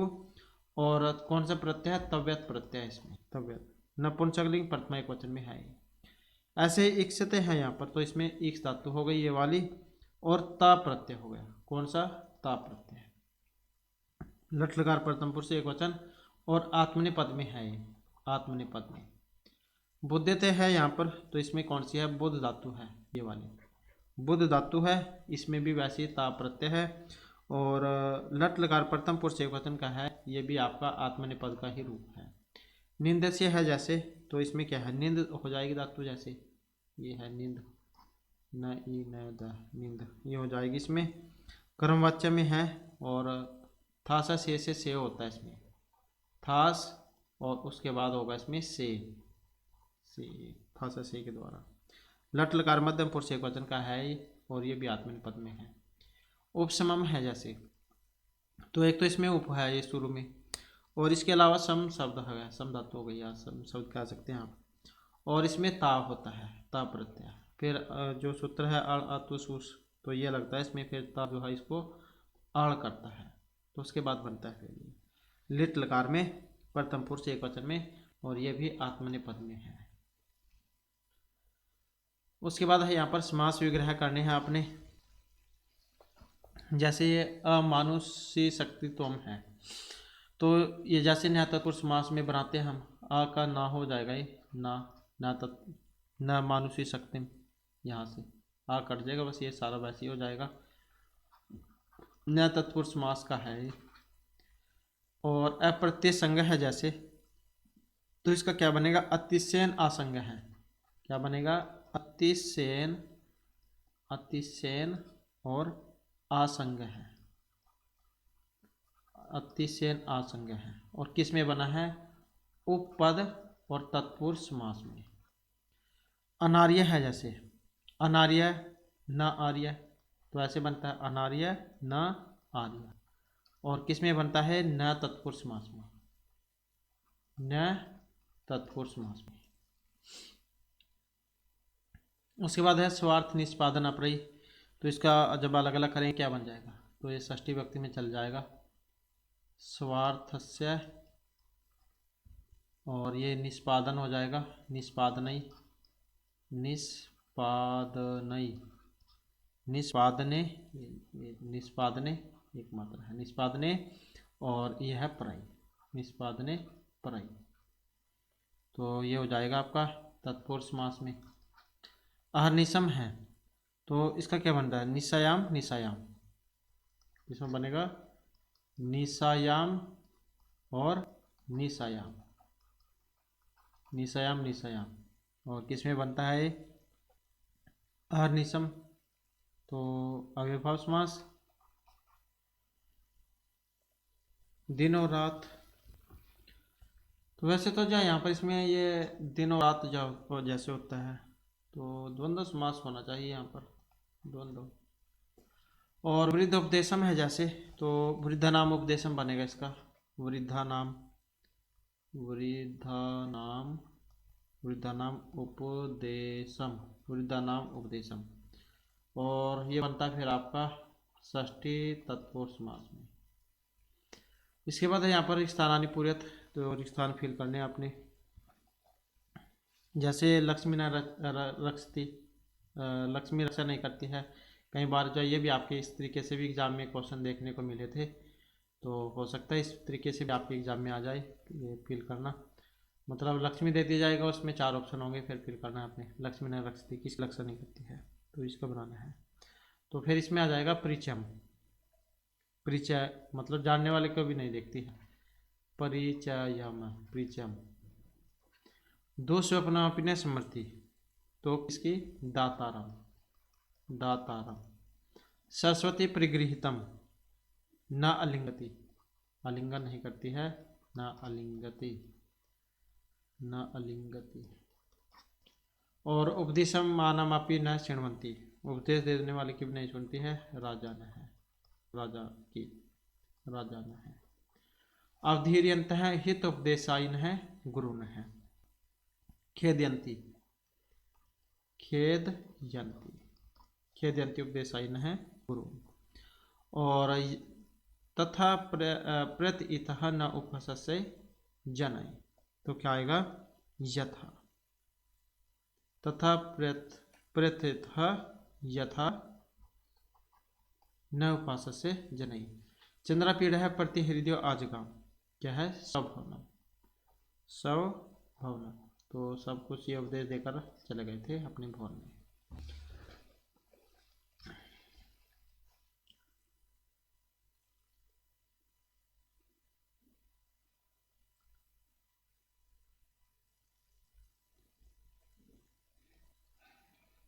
और ये महर्षि बाणभट्ट, ये भी क्वेश्चन एग्जाम में कई बार आ चुका है। बाणभट्टस्य रीति पंचाली रीति कवि इनको माना गया है। ये इसका लक्षण है। शब्दार्थ्य गुम्फ है पंचाली रीतिर इष्यते, ये वाला। और ये इनके बारे में कहा गई है सूक्तियाँ। बाणोच्चिष्ट जगत सर्वम।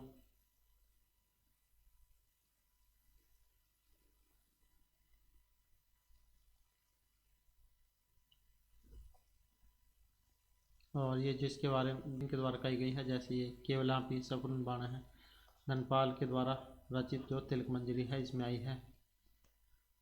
और सुबंधु बाणभट्ट चा कविराज इति त्रय है, और ये आई है मंख कवि जो इनकी श्रीकांत चरित लिखी गई है। उसके बाद से श्लेषे केचन शब्द गुम्फ विषय के चिद रसे चापरे, ये जो उक्ति है बाणे तो पंचानन है, ये देख सकते हैं चंद्रदेव की है सारंगधर पद्धति में। और शब्दार्थियों से मैं गुम्फ है पंचालित थे शिल भट्टारिका वाची ही बाण उक्तिशु चाय यदि, ये राजशेखर की है, राजशेखर जल्लन की सुक्ति मुक्तावली में, जो महर्षि बाणभट्ट के बारे में कभी बताई गई है। उसके बाद नहीं वाणी बाणस्य मधुरशीलस्य, ये आई थी आपकी धर्मदास के द्वारा कही गई है विदग्ध मुख मननम में, महर्षि बाणभट्ट के बारे में है सभी में। बाण कवि नाम में चक्रवर्ती, तो ये सोडल की है। और हृदय लग्नेन बाणेन यद मंदहा पदक्रम है, त्रिलोचन की है सारंगधर पद्धति में। इसी प्रकार है यहाँ पर सस्या चोर है चिको निकर है, ये जयदेव की है, ये वाली उक्ति बाण तो पंचानन है, ये वाली आती है एग्जाम में। तो ये जयदेव की है और प्रसन्न रागव में कही गई थी बाणभट्ट के बारे में। तो ये सूक्तियाँ हैं एग्जाम में आती है, ये वाली आप याद रखिएगा। इसके बाद फिर नेक्स्ट आ जाते हैं यहाँ पर छठा जो लेसन है सूक्ति सुधा, और इसमें भी यहाँ पर क्या कहा गया है। तो सूक्ति सुधा मतलब सुंदर वचन रूपी अमृत। संस्कृत साहित्य में सूक्तियों का समृद्ध भंडार है। सूक्ति का अर्थ सुंदर वचन, सुधा का अर्थ अमृत, शुद्धि, सुक्ता का अर्थ सुंदर वचन रूपी अमृत से है। इसमें पंडितराज जगन्नाथ, महाकवि माघ, भारवी, प्रसिद्ध नाटककार भवभूति और महाकवि भर्तृहरि की सूक्तियाँ संकलित हैं। ये सूक्तियाँ आज भी हमारे जीवन के लिए बहुमूल्य, उपयोगी और पथ प्रदर्शक है। विभिन्न विषयों से संबंधित सूक्तियाँ निश्चय रूप से छात्रों के लिए उपयोगी सिद्ध होंगी। और इसमें प्रथम, द्वितीय, तृतीय श्लोक के रचिता कौन है? पहले तीन के तो है पंडितराज जगन्नाथ, चौथे श्लोक के है महाकवि माघ, पांचवें श्लोक के हैं भवभूति, छठा श्लोक महाकवि भारवी का है, सातवां, आठवां, नौवां, 10वां, 11वां, 12वां ये महर्षि भर्तृहरि का है। तो इनके आए हैं पंडितराज जगन्नाथ, महाकवि माघ, भवभूति, भारवी और फिर महर्षि भर्तृहरि। तो इनके श्लोक आए हैं इसमें। जैसे पहला है यहाँ पर अस्ति यद्यपि सर्वत्र नीरम नीरज राजितम रमते न मरालस्य मानसम मानसम विना। तो किनके हैं पहले तीन? पंडितराज जगन्नाथ के। और इसका अन्वय क्या बनेगा? यद्यपि सर्वत्र नीरज राजितम नीरम अस्ति परंतु मरालस्य मानसम मानसम विना न रमते। यद्यपि सभी जगह कमलों से सुशोभित सरोवर है परंतु हंस का मन मानसरोवर के बिना नहीं रमता। कहने का मतलब है सरोवर तो सभी जगह है लेकिन हंस का जो मन लगेगा वो मानसरोवर जो है वहीं पर लगता है। कि यद्यपि सभी जगह कमलों से सुशोभित जल मतलब सरोवर हैं परंतु हंस का मन मानसरोवर के बिना नहीं रमता है। सरोवर में भी जल होता है और कमल पुष्प भी, परंतु उन सरोवर का जल बरसात में गंदा हो जाता है जबकि मानसरोवर का जल सदा ही साफ रहता है, इसलिए हंस मानसरोवर में ही क्रीड़ा करना चाहता है। आम जो सरोवर है, साधारण सरोवर, इनमें नहीं। यह नोक्ति है। और यहाँ पर जो कवि है इसके माध्यम से कहना चाहता है कि ऊंची सोच के लोग तुच्छ वस्तु में आनंदित नहीं होते। अब यहाँ पर तो चलो ये तो बात ठीक है।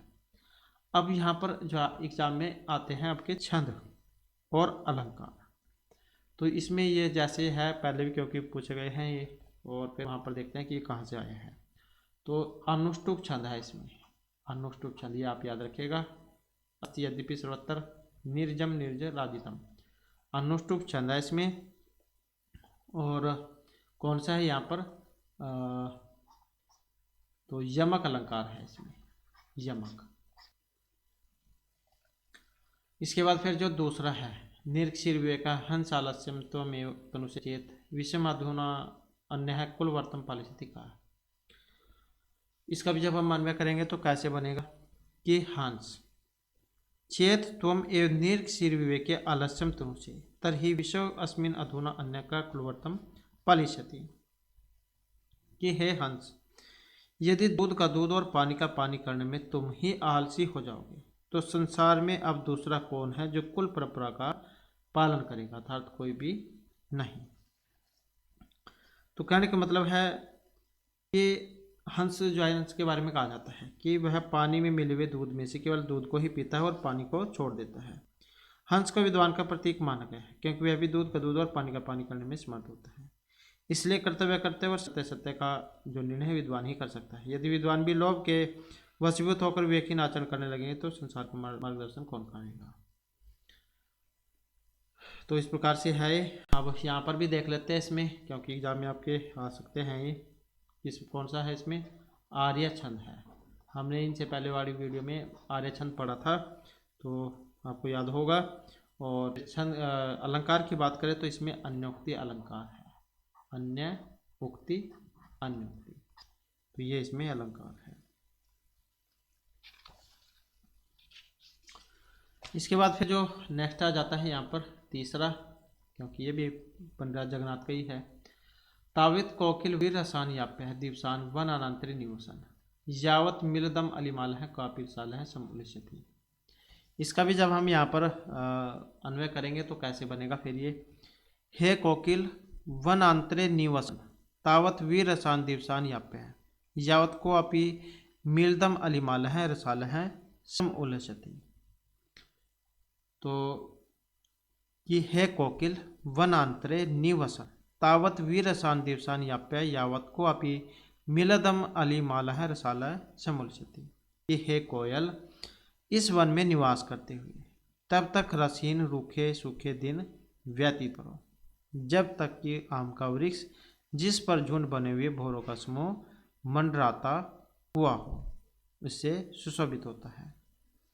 यह कोयल इस वन में निवास करते हुए तब तक रसीन रूखे सूखे दिन व्यतीत करो जब तक कि आम का वृक्ष जिस पर झुंड बने हुए भौरों का समूह मंडराता हुआ सुशोभित होता है। और यहाँ पर भी इसमें फिर छंद को देखें तो यहाँ पर भी इसमें आर्य ही छंद है, आर्य छंद है इसमें। और अनुप्रास अलंकार है, कौन सा, अनुप्रास अलंकार है।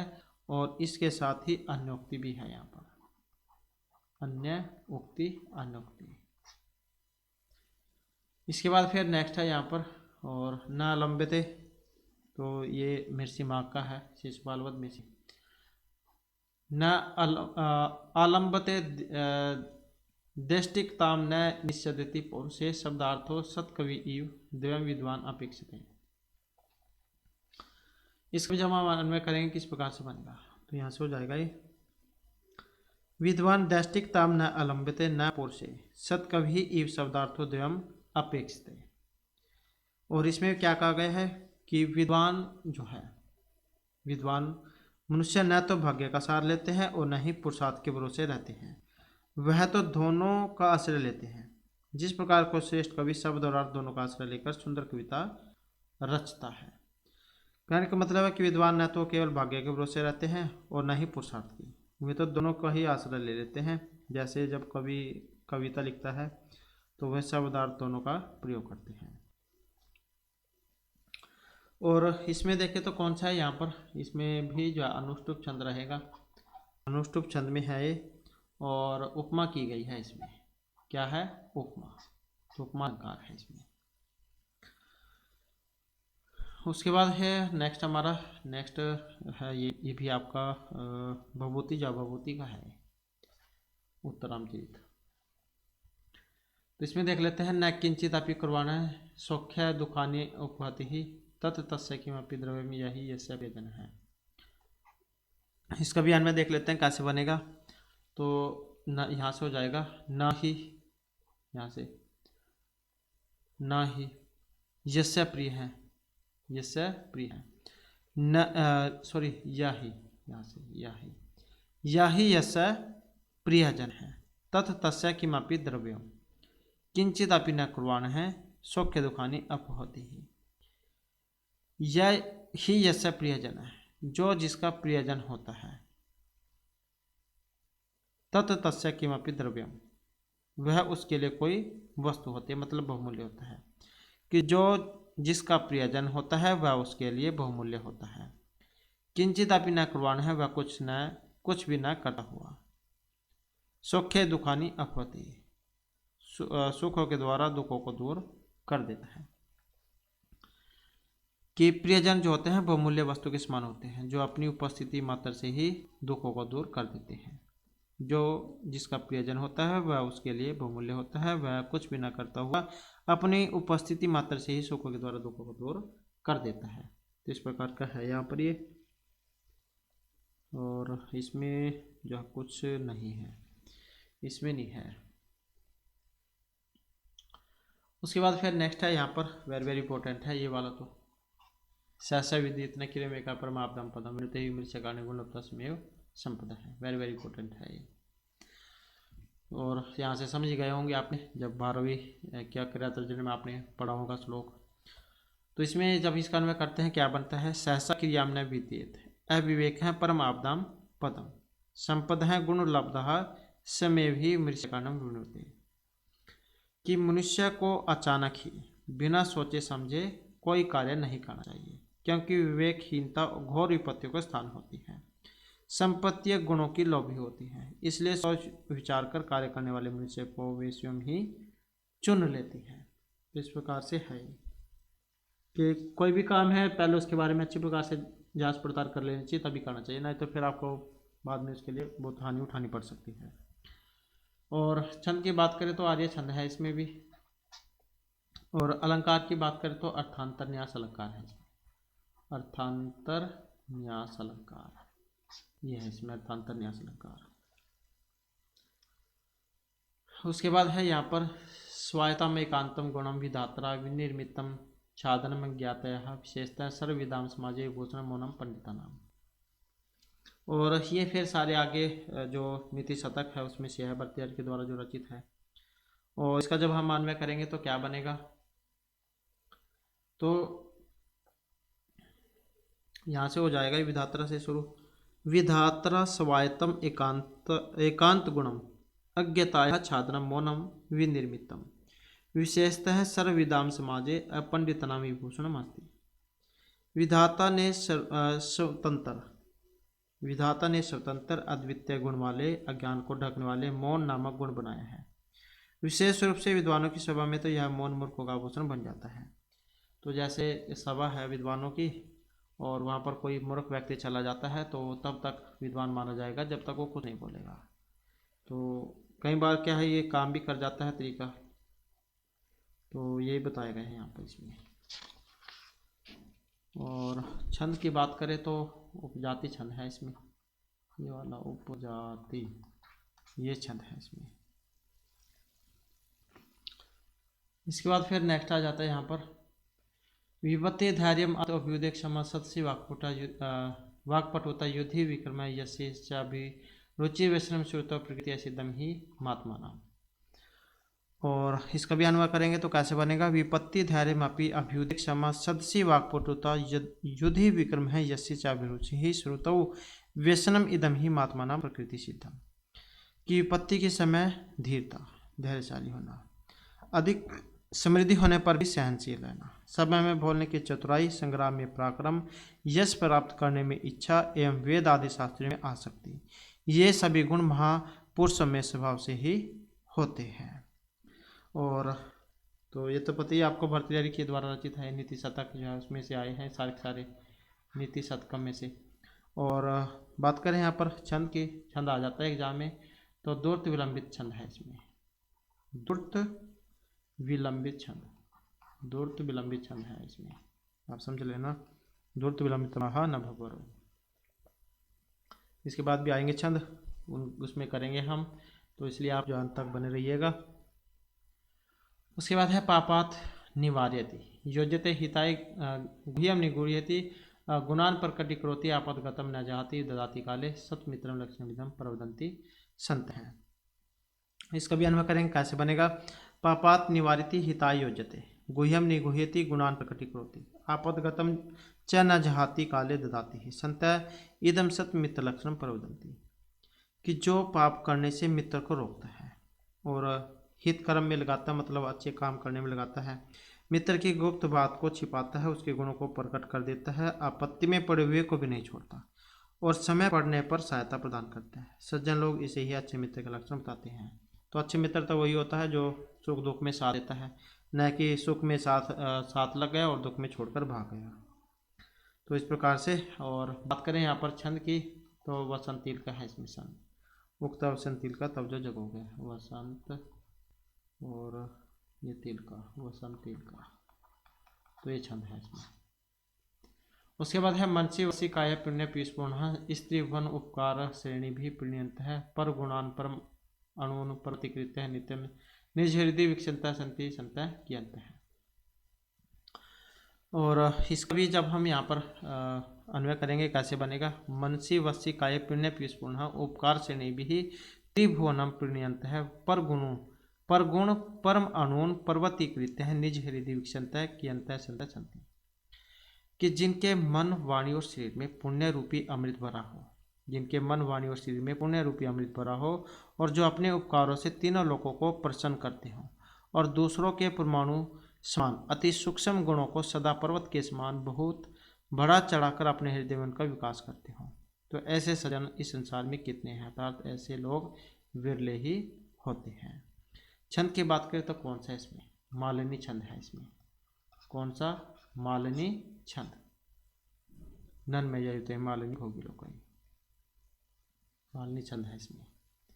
क्योंकि एग्जाम में आते हैं तो वहाँ पर फिर दिक्कत होती है, क्योंकि पता तो है नहीं कौन सा है, कहाँ से आया है, तो नहीं है तो ऐसे तो आप याद ही रख सकते हैं। उसके बाद है नेक्स्ट हमारा, नेक्स्ट में रहेगा केयूरानी न भूषयन्ति पुरुषम, हारा न चंद्रोज्वला, न स्नानम न विलेपनम, कुसुमम न अलंकृत मूर्धजा, वाणी एक समलम करोति पुरुषम या संस्कृत धार्यते, क्षयन्ते खलभूषणानि सत्यम आभूषणम भूषणम। इसका भी अन्वय करेंगे तो कैसे बनेगा। पुरुषम केयूरानी न भूषयन्ति, न चंद्रोज्वला हारा भूषयन्ति, न स्नानम न विलेपनम न कुसुमम न अलंकृत मूर्धजा भूषयन्ति, एक वाणी या संस्कृत धार्यते, पुरुषम समलम करोति, भूषणानि खलु सत्यम क्षयन्ते वाभूषणम भूषणम, कि मनुष्य को बाजूबंद सुशोभित नहीं करते, चंद्रमा के समान उज्ज्वल हार भी सुशोभित नहीं करते हैं, न स्नान करने से, न चंदन आदि का लेप करने से, न पुष्पमाला धारण करने से, और न ही सिर के सजे धजे बालों से मनुष्य सुशोभित होता है। एक वाणी ही जो संस्कार पूर्वक धारण की गई हो मनुष्य को सुशोभित करती है। संसार के अन्य सभी आभूषण समय के प्रवाह से नष्ट हो जाते हैं, केवल वाणी का आभूषण ही सच्चा सदा रहने वाला है। तो इस प्रकार से बताया गया है। यहाँ पर छंद की बात करें तो कौन सा छंद है इसमें, शार्दुल विकीर्ण छंद है इसमें, शार्दुल, तो शार्दुल विकीर्ण छंद है इसमें, ये आप देख लेना, शार्दुल विकीर्ण। इसके बाद है नेक्स्ट हमारा, और नेक्स्ट में जाता है यहाँ पर यावते स्वस्थमिदम कलेवर गृहम, यावत च दूरे जरहा, यावत च इंद्रिय शक्तिर्प्रतिहत, यावदक्षय न आयुष है, आत्म श्रेषि तावदेव विदुषा कार्य है प्रयत्न महान, प्रदीप्त है भवने चकोप का नम प्रतिउद्यम है कीदृश है। तो महत्वपूर्ण है यहाँ पर भी ये नीति शतक उसी में से है, भर्तृहरि के द्वारा जो लिखा गया है। इसका भी जब हम अन्वय करते हैं तो कैसे बनेगा। यावत इदम कलेवर गृहम स्वस्थम, यावत च जरा दूर तिष्ठति, यावत च इंद्रिय शक्ति अप्रतिहता हस्ति, यावत् आयुषः क्षय नास्ति तावत् विदुषा आत्मश्रेयसी महान प्रयत्न कार्य है। पर दीप्ते च भवने कुंभकर्णम प्रत्युद्यमः कीदृश है।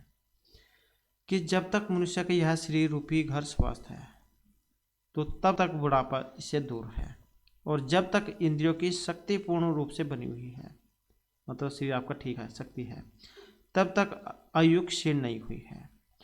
उससे पूर्व ही विद्वान मनुष्यों को आत्म कल्याण के लिए महान प्रयास करना चाहिए। घर में आग लग जाने पर कुआं खोदने के परिश्रम से क्या लाभ है। कहने का मतलब है कि कोई भी हानि होने से पहले ही उसके बारे में उसका उपाय सोच लेना चाहिए, क्योंकि घर में आग लगने पर कुआं खोदना बेकार है। तो इस प्रकार से आए हैं, और इसके बाद यहाँ पर इसके जो शब्दार्थ आ जाते हैं, जैसे निर्राजितम है तो इसका मतलब है कमल शोभितम। नीरज मतलब कमल, राज्य शोभित। और मराल्या का मतलब हंस का है, मानसम मानसरोवर, मन एव मानसरोवर। तनु से तनु विस्तार धातु है, तने आत्मनेपदे लट लगा प्रथम पुरुष एक वचन। वीरसान मतलब रस रहित, याप्य व्यतीतम करो व्यतीत करो। निवसन है निवस और सत्री वासन करो निवास करते हुए। रसाल है अमर पाद पे आम का वृक्ष। दृष्टिकतम का मतलब है भाग्यत्व, भाग्यत्व को। निषेधति अवलंबित आश्रय लेता है। कुर्बाने का मतलब यह यहाँ पर क्री धातु और सानस प्रत्यय से है, कुर्बान करते हुए, ये बात आपका। सुखी जा सुख पूर्वक, सुखों के द्वारा। अपहोती का मतलब दूरी करोती, दूर करता है। विददित है वीप सरपूर्वक, डोक्रिया धातु, ये दो धाए धातु है इसमें, धा धातु विधिलिंग का प्रथम पुरुष एक वचन में, विदित में। तो ये आप याद रखिएगा, वी उपचार पूर्वक, दा धातु और विधिलिंग का प्रथम पुरुष एक वचन। उसके बाद आ जाता है विणोते वर्णम कुर्वन्ति, वर्ण करती है। और विमृशा कारणम है विचिंत्यति कारणम, विचार कर कार्य करने वाले को। स्वायत्तम है निज अधीनम, स्वयं के अधीन। विधात्र का मतलब है ब्रह्मणा, ब्रह्म के द्वारा। छादनम आवरणम, आवरण। सर्वविद्यम सर्वज्ञानाम, सर्वज्ञ को की। अभ्युदय मतलब उनतम उन्नति में, अभिउदय जन संधि में है। और सदसी का मतलब है सवयाम, सभा में। सदस्य शब्द नपुंसक में, सप्ती भक्ति एक वचन में। वाक्पटुता का मतलब है वाची पटुता, वाणी में कुशलता। युद्धि का मतलब युद्धे, युद्ध में। निगुह्यति का मतलब है आच्छाद्यति, छिपाता है। जहाती का मतलब छोड़ देने से है। वत्सी का मतलब वाणी से है, वचस सप्तमी भक्ति एक वचन। प्रणयंत का मतलब है प्रसन्नम कुर्वन्त, प्रसन्न करते हुए। पर गुण परम अणुन, अन्यसाम अति सूक्ष्म गुणान, दूसरों के अति सूक्ष्म गुणों को। पर्वतीकृत्य मतलब है विशालता नीतवा, बड़ा चढ़ाकर। हृदय हृदय शब्द सप्तमी व्यक्ति एक वचन में है, हृदय हृदय में। उसके बाद है विक्षंत है, विकासम कुर्वन्ति, खिलते हुए। उसके बाद है केयूरानी, विशिष्टाभूषणानी, बाजूबंद। मूर्धजा केसा, सिर के बाल। श्यंते विनश्यंते, नष्ट हो जाते हैं। कलेवर गृहम, शरीर। जरा वृत्तम, बुढ़ापा। पर्वदीप्ते का मतलब है प्रज्वलित, जलने पर। उद्यम का मतलब है परिश्रम, मेहनत। इसके बाद फिर इसके क्वेश्चन आंसर है यहाँ पर। सर्वोत्तम कीदृशम नीरम अस्ति, तो नीरराजितम नीरम अस्ति। और मरालस्य मानसम की विना नरपते, तो यह मानसवीना। उसके बाद है विद्वान कम अपेक्षते, तो विद्वान दृष्टिकताम पौरुषम चापेक्षते। सत कभी कव दो अपेक्षते हैं, और सत कभी शब्दार्थो दो अपेक्षते, जैसे शब्द और अर्थ इनके मेल से ही पूरे काव्य का निर्माण करते हैं। यह यस्य प्रिय सह तस्य कृते किम भवति, तो यह यस्य प्रिय तस्य कृते प्रिय है भवति। सहसा किम न विदित, तो सहसा क्रिया न विदित, अचानक ही कोई काम नहीं करना चाहिए। विधातरं किम विनिर्मितम, अज्ञानस्य आच्छादनम मौनम विनिर्मितम। और अपंडितनाम विभूषणम किम, तो इनका है विभूषण मौन होना, मूर्खों का चुप रहना। महात्मा नाम प्रकृति सिद्धम किम भवति, तो यह विपत्ति धैर्यम अभ्युदय क्षमा सदसी वाक्पटुता यस्य अभिरुचि श्रोतव व्यसनम चय महात्मा नाम प्रकृति सिद्धम भवति। और पापात का है निवार्यति सतमित्रम। संतः कान परिवर्ति कुर्वन्ति, संतः पर गुण परम अणुन परवति कुर्वन्ति। और कीदृशं भूषणं नक्ष्यते है वाग्भूषणम। कोप खन्नम कदना उचितम पर उदीप्ते भवने। उसके बाद फिर ये रिक्स्थान है यहाँ पर जो फिल करने हैं। जैसे सतकबीर ई विद्वान शब्दार्थोपेक्षते, तो इसमें क्या आएगा, तो द्वयम आ जाएगा, शब्द और अर्थ इन दोनों को लेकर ही निर्माण करते हैं।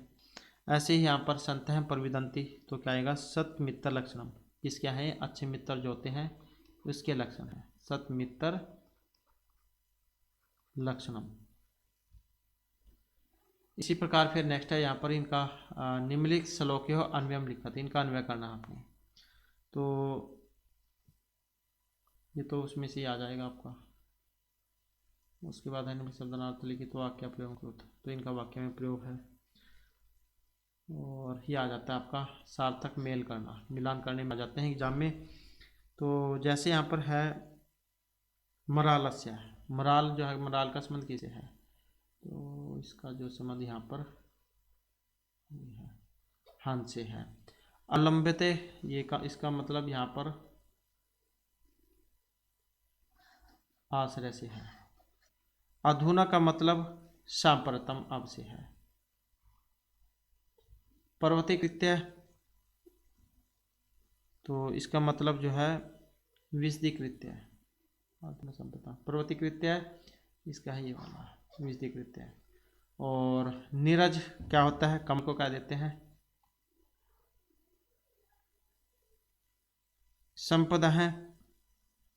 संपदा क्या होता है, ये होता है विभूति है। और यस्सी का मतलब क्या है, कीर्तों से है। और फिर से एक बच गया इसमें, ये है विधात्रा ब्रह्म और रसाल आम। तो इस प्रकार से इनका मिलान यहाँ पर हो जाएगा। उसके बाद है यहाँ पर इनके विलोम बताने हैं आपने। जैसे मूर्ख है, मूर्ख का क्या होता है, मूर्ख को क्या देते हैं विद्वान। और अप्रिय को फिर इसमें आ कर जाएगा, प्रिय हो जाएगा। पुण्य का क्या बनेगा, पापात बन जाएगा, पापात। यौवनम का क्या बनेगा, जरा बन जाएगा। उपेक्षते का क्या बनेगा, अपेक्षते, अपेक्षता अपेक्षते, उपेक्षते अपेक्षते। उसके बाद है संधि विच्छेद करना है यहाँ पर। संधि विच्छेद करने में न अलंबित, तो क्या हो जाएगा, ये अलग हो जाएगा, बस अलंबते ये अलग हो जाएगा, अलंबत अलंबते। उसके बाद है यहाँ पर विश्वमेन, ये अलग हो जाएगा और ये अलग हो जाएगा। तो विश्व में विश्व अस्मिन ये अलग हो जाएगा, अधुना अलग हो जाएगा, ये अधुना। और ये अन्य है क्योंकि ये दीर्घ संधि जा उसमें है। उसके बाद है यहाँ पर कॉपी। इसके बाद फिर जो यहाँ पर कॉपी है, इसका वेरी वेरी इंपॉर्टेंट है, बहुत ज़्यादा एग्जाम में आता है ये वाला भी। और जब इसको अलग करेंगे क्या अलग हो जाएगा और ये आपकी जो है अलग हो जाएगा। इसके बाद है च अभिरुचि वर्चनम, च अलग हो जाएगा और ये जो अभिरुचि जो है ये अलग हो जाएगा, इसमें अभिरुचि ये अलग हो जाएगा और व्यसनम ये अलग हो जाएगा। चंद्र उज्ज्वला है, जब इसमें अलग अलग करेंगे तो चंद्र अलग हो जाएगा, ये चंद्र। और जो उज्ज्वला है ये अलग हो जाएगा, और आधा तो ये अलग हो जाएगा क्योंकि इसमें गुण हुआ है। तो इस प्रकार से जो है यहाँ पर ये इनकी संधि हो जाएगी। उसके बाद है यहाँ पर समास विग्रह है, वेरी वेरी इंपॉर्टेंट है। तो समास विग्रह जब हम करेंगे तो कैसे बनेगा, जैसे नीरज राजितम का बनेगा निर्जयी राजितम।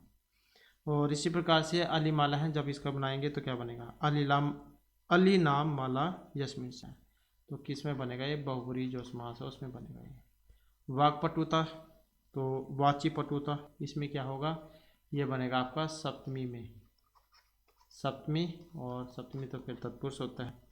उसके बाद चंद्र उज्ज्वला जो है ये किस में बनता है, चंद्र है उज्ज्वला है ये थे, तो किस में है, बहुबरी समास में। अप्रतिहत, अप्रतिहत तो किस में बनेगा, ये बनेगा अप्रतिहता न प्रतिहता, तो जो न्याय तत्पुरुष समास होता है उसमें। और उसके बाद है वाग्भूषणम, वागे भूषणम, तो किस में है, कर्मधारय समास में है। उसके बाद है यहाँ पर इनका भी विग्रह करना है। तो जैसे कुलस्य वर्तम कुलवर्तम, तो इसका क्या बनेगा फिर अगले का, तो कुलस्य वर्तम कुलवर्तम ये होता है। ऐसे वनस्य अंतरे क्या बनेगा, वनांतरे हो जाएगा, वनांतरे, ये हो जाएगा वनांतरे। और इसी प्रकार और ये भी एक आ जाता है कई बार इसमें।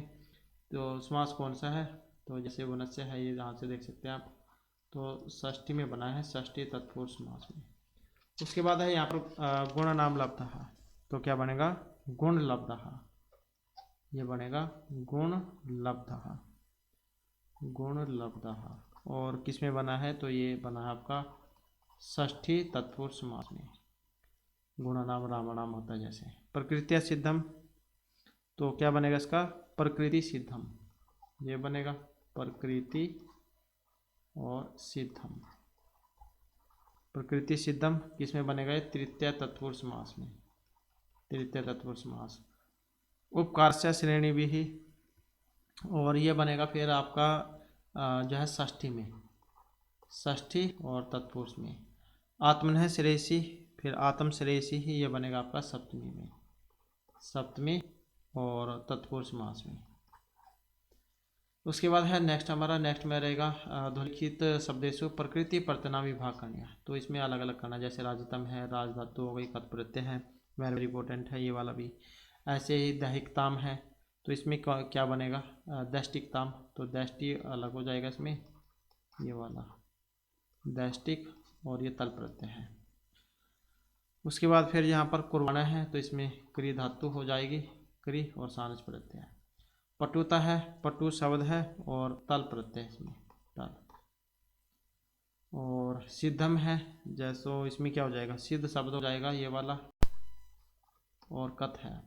विमृश्य है, विमृश और लय, तो बन जाएगा विमृश्य है।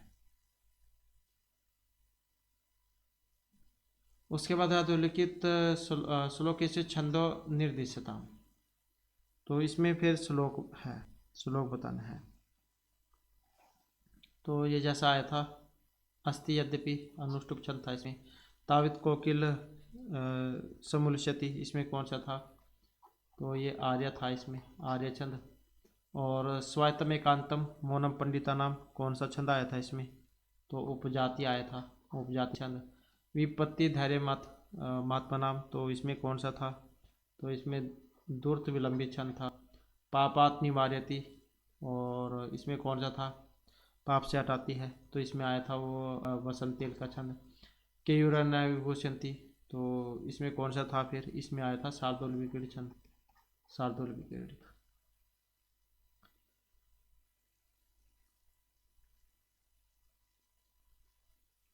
और ये है यहाँ पर अलंकार, तो इसमें अलंकार है।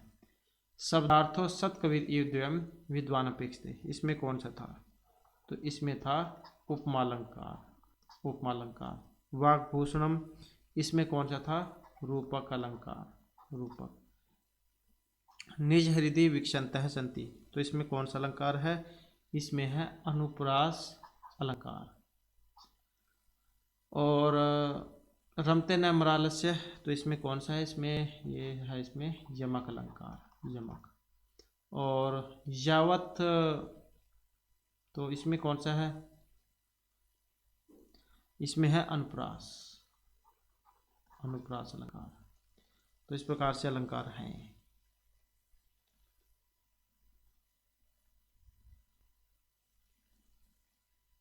और इसके बाद फिर अपने जो यहाँ पर अलंकार और जो छंद की बात हुई थी वो देख लेते हैं हम।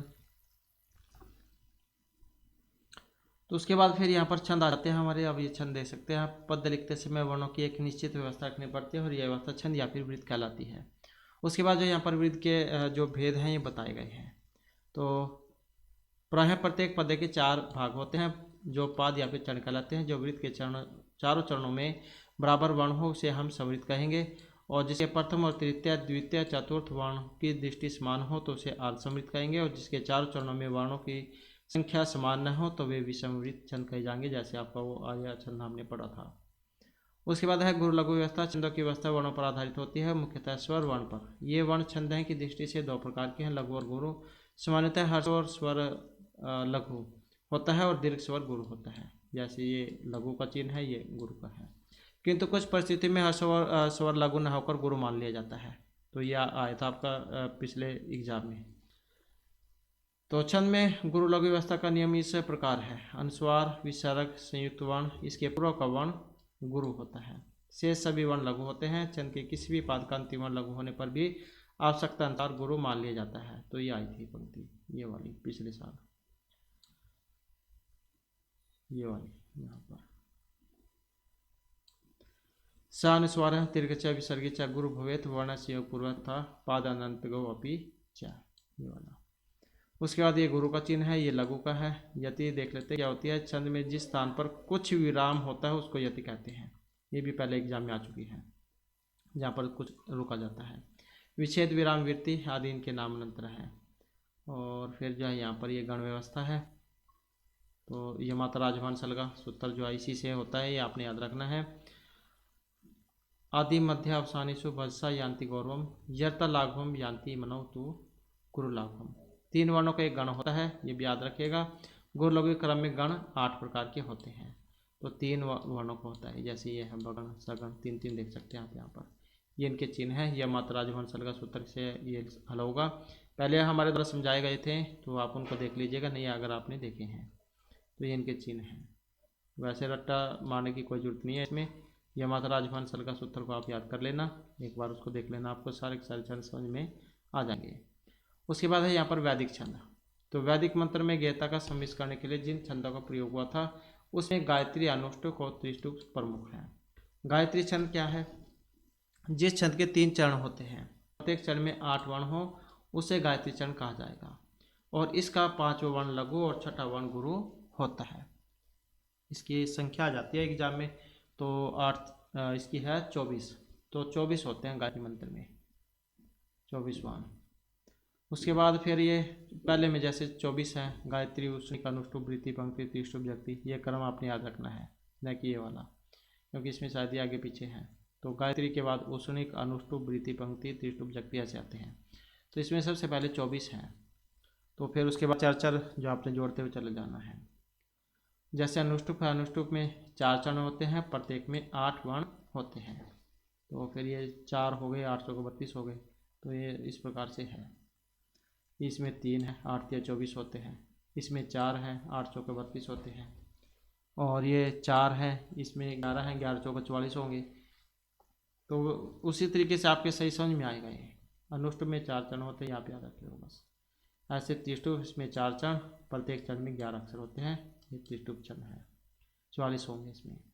उसके बाद जो लौकिक है, प्रस्तुत पुस्तक के पाठों में अनेक लौकिक छंदों को भी संकलित किया गया है, इसलिए संकलित श्लोकों का छंदों के लक्षण उनके उदाहरण आगे दिए गए हैं। अनुष्टुप है, 8 अक्षर वाला समृद्ध है। अनुष्टुप छंद के सभी 4 चरणों को 5 वर्ण लघु, 6ठा वर्ण गुरु, प्रथम एवं तृतीय चरण का 7वां वर्ण गुरु और द्वितीय एवं चतुर्थ चरण का 7वां लघु होता है। तो ये श्लोक है यहाँ पर, इसमें रामायण से आया है और अनुष्टुप छंद में है। वैसे तो रामायण ही अनुष्टुप छंद में है। उसके बाद है इंद्रवज्र, 11 वर्ण वाला एक समृद्ध है। तो शादी इंद्रवज्र यदि तव जुगोगा। तो जिस छंद के प्रत्येक पाद में 2 तगण, 1 जगन, 2 गुरु वर्ण हो तो वह इंद्रवज्र छंद होगा। ये लक्षण है इसका, शादी इंद्रवज्र यदि तव जुगोगा। ये श्लोक है यहाँ पर, इसमें आया है। उसके बाद है इंद्रवज्र और ये है उपेंद्र वज्र। इसमें भी 11 ही हैं, दोनों सेम है। तो जिस छंद के प्रत्येक पाद में क्रमशः 1 जगन, 1 तगण, 1 जगन, 2 गुरु हो तो उसे उपेंद्र वज्र छंद कहेंगे। ये इसका लक्षण आपने याद रखना है। उपेंद्र वज्र जत जास्त कहो, ये वाला, ये इसका उदाहरण है। तुम्हें माता चाहे पिता तमें। और उपजाति जहाँ इंद्र वज्र और उपेंद्र वज्र इन दोनों का मिश्रण होता है, ये आप याद रखिएगा। और इसे उपजाति छंद कहा जाएगा। अनंतरम उद्धृतम लक्षण भाजो, ये आप याद रखिएगा। ये आपका उपजाति छंद का लक्षण है। इस छंद का प्रथम तृतीय चरण उपेंद्र वज्र छंद के अनुसार होगा, द्वितीय चतुर्थ चरण इंद्र वज्र छंद के अनुसार होगा, और इसे ही उपजाति छंद कहा जाएगा। तो पहला और तीसरा उपेंद्र वज्र छंद में होगा, दूसरा और चौथा इंद्र वज्र छंद में होगा। ये भी पंक्ति हो सकता है एग्जाम में आपकी बार भी पूछ ली जाए, क्योंकि कुछ भी आ सकता है आपके एग्जाम में। तो उपजाति छंद है ये। और ये फिर श्लोक है देख सकते हैं इसमें पहली पंक्ति इंदर वज्रा की है, और फिर ये तीसरे वाली, और फिर ये दूसरे वाली उपेंद्र वज्रा, और ये चौथी वाली। तो कहने का मतलब है इनका ऐसे संबंध है, ऐसे कुमार संभव जाओ से है। उसके बाद है मालनी। मालनी में 15 वर्ण वाला समृद्ध है, 15 होते हैं इसमें अक्सर, ये एग्जाम में आते हैं आपके। तो जिस छंद के प्रत्येक चरण में क्रमशः 2 नगण 1 मगण 2 यगण हो वह मालनी छंद होगा। प्रत्येक चरण में 8वें और उसके बाद 9वें चरण के अंतिम वर्ण के 15वें वर्ण के बाद यति होगी। तो इसमें 8वें और 7वें स्थान पर यति होती है, 8वें और 7वें। तो ये आप याद रखें, नन में तो मालनी, भोगी लोकई, भोगी और लोकई, भोगी में 8, लोकी में 7, 15। उसके बाद है ये वाला श्लोक है, इसमें पंचतंत्र से लिया गया है। इसमें है ये मालिनी छंद, मम ही पितृ भी रस्य प्रस्तुत है। उसके बाद वसंस्थ है, 12 वर्ण वाला है, जातो तो वसंस्थ बुद्रितम जरो। जिस छंद के प्रत्येक पाद में क्रम से जगण तगण जगण रगण ये हो तो संसंध होगा। ये है इसका लक्षण, ये वाला, ये है इसका उदाहरण, भवंती नम्रा तरवे फलोद्गमयी। उसके बाद है शार्दूल विकृत, 19 अक्षरों वाला समृद्ध है, और जिस शब्द के प्रत्येक क्षण में मगण सगण जगण सगण 2 तगण 1 गुरु हो तो वह शार्दूल विकृत छंद होगा। 19 है इसमें अक्षर ये। इसके 12वें अक्षर के बाद पहली यति और 19वें अक्षर के बाद दूसरी यति होती है। 12वां 7वां होना चाहिए था, यहाँ पर 19 होते हैं इसमें, 12 7 19। तो यहाँ पर शायद कुछ गलती है ये,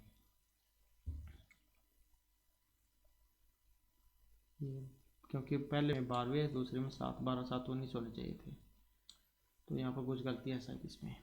उसके बाद है ये इसका उदाहरण है, सूर्यास्वय यदि मास जो तत्गा शार्दूल विकृतम, क्योंकि 12 7 होंगे तभी तो 19 होंगे, 12वें 7 में होंगे जब। तो यही जो है यहाँ पर इसमें शायद कुछ गलत है, क्योंकि जो यहाँ पर हम देखें तो 12 और 7, हाँ, तो इसमें सूर्य जो है, सूर्य जो है इसमें जैसे सूर्य है ये है 12वें पर, और असव ये असव है ये 7वें पर है। तो ये गलत है, यहाँ पर ये 7वें होगा, 12 7 होगी। इसके बाद फिर जो है नेक्स्ट है यहाँ पर, और इसका ये उदाहरण है उत्तरामचरी से, तो ये ठीक कर लेना, 7वें पर है, दूसरा 7वें पर। उसके बाद वसत तिल का यहाँ पर 14 अक्षरों वाला है समृद्धि वसत तिल का। तो जिसके प्रत्येक चरण में क्रमशः तगण भगण 2 जगण 2 गुरु हो तो वह छंद होगा वसंत तिल का। उक्त वसंत तिल का तब जो होगा। और ये इसका उदाहरण है, पापात निवारिति योजते हिताय गुह्यम निगुहिति गुणान प्रकटि करोति अपगतम च न जहाति तदाति कले सतमित्रम लक्ष्मीदम प्रवदंति चलता है, जैसे कि हमने अभी पढ़ा था ये नीति शतकम से। उसके बाद फिर सिखानी है यहाँ पर 17 अक्षर वाला है समृद्ध, जिसके प्रत्येक चरण में क्रमशः यगण मगण नगण सगण भगण 1 लघु 1 गुरु हो तो वह सिखानी छंद होगा। इसमें जो है यहाँ पर सिखानी छंद का ये अक्षर है, रस रुद्र चिन्ह मन से बुलाकर सिखानी, रस और रुद्र। तो इसमें छठे और 11वें, छठा और 17 नहीं 11 6 17 होना चाहिए यहाँ पर। तो इसमें छठे और गलत है इसमें, क्योंकि जो है यहाँ पर सिखानी जो छंद है इसमें रस में 6, ये है रस, ये रस में 6 छठे स्थान पर यति, और रुद्र में होनी चाहिए 11वें पर, तभी तो होंगे 11 6 17, 11 6 17। तो इसमें क्या है, छठे और 17वें नहीं 11, छठे और 11वें, ये गलत है यहाँ पर, ये 11वें है, 11वें वर्ण के बाद यति होगी 11 6 17। रसा रुद्र चिन्ह मन से बुला के सिखानी छठे और 11वें पर होगी, ये आप ठीक कर लेना, क्योंकि हो सकता है मिसप्रिंट है यहाँ पर। ये इसका जो है यहाँ पर श्लोक है उत्तरामचरित से। उसके बाद मंदक्रांत है, 17 अक्षरों वाला समृद्ध है ये, मगण भगण नगण 2 तगण 2 गुरु मंदक्रांत छंद। इसमें चौथे अक्षर के बाद पहली यति, छठे अक्षर के बाद दूसरी और 8वें अक्षर के बाद तीसरी होती है। मंदक्रांता जो छंद है इसमें देख लेते हैं, पहले में चौथे अक्षर के बाद होगी। और अम्बुदी या फिर जल्दी जो है ये चौथे पर आएगा। रस में छठे स्थान पर होगी। और जैसे है अम्बुदी, रस और ये वाला गैम्बर को ये वाला। तो इसमें क्या है, जो जल्दी है या फिर अम्बुदी जो है इसमें चौथे स्थान पर रहती होगी। रस में ये जो है रस छठे स्थान पर होगी। और जो यहाँ पर ये गैम्बर भोग कह सकते हैं आप, या फिर नग है, नग भी आ जाता है कई बार एग्जाम में, ये वाला नग। तो इसमें फिर 7 पेपर होती हैं। तो 7 और 6 13 4 17, तो इस प्रकार से होगा ये। तो इसमें छठे चौथे अक्षर के बाद होगी एक, तो फिर छठे अक्षर के बाद होगी और दूसरी आती है, और फिर 8वें अक्षर नहीं 7वें के बाद होगी।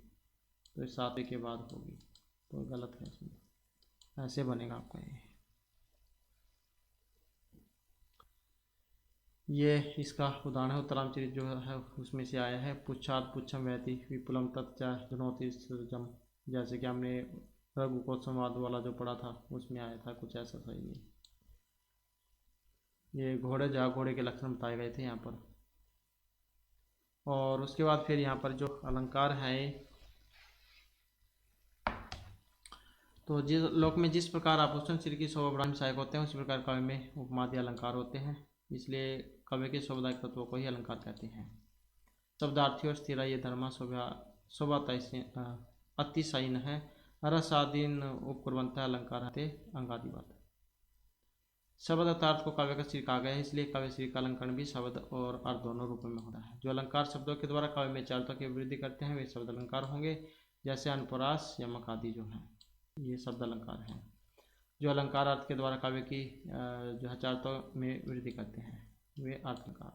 जो शब्द के द्वारा करेंगे शब्द अलंकार, अर्थ के द्वारा करेंगे अर्थ अलंकार, जैसे उपमा रूपक आदि अलंकार हैं। इन दोनों प्रकार के अलंकारों का प्रस्तुत संकलन के पाठों में प्रयोग हुआ है। इसके कुछ उदाहरण यहाँ पर, यह इसका लक्षण है। वर्ण साम्यम वर्ण साम्यम अनुप्रास है, काव्य प्रकाश में आया है। ये समान वर्णों की आवृत्ति को अनुप्रास अलंकार कहते हैं, जैसे वहंती वर्षंती नदंती भांति ध्यानती नृत्यंती समास वसंती नद्यगन्हा मत गजा वनांता प्रिय वीणा शिखिना प्लवंगहा। ये रामायण में से है। तो यहाँ पर ये देख सकते हैं कितने सारे एक जैसे वर्ण आए हैं, तो इसलिए अनुप्रास अलंकार है।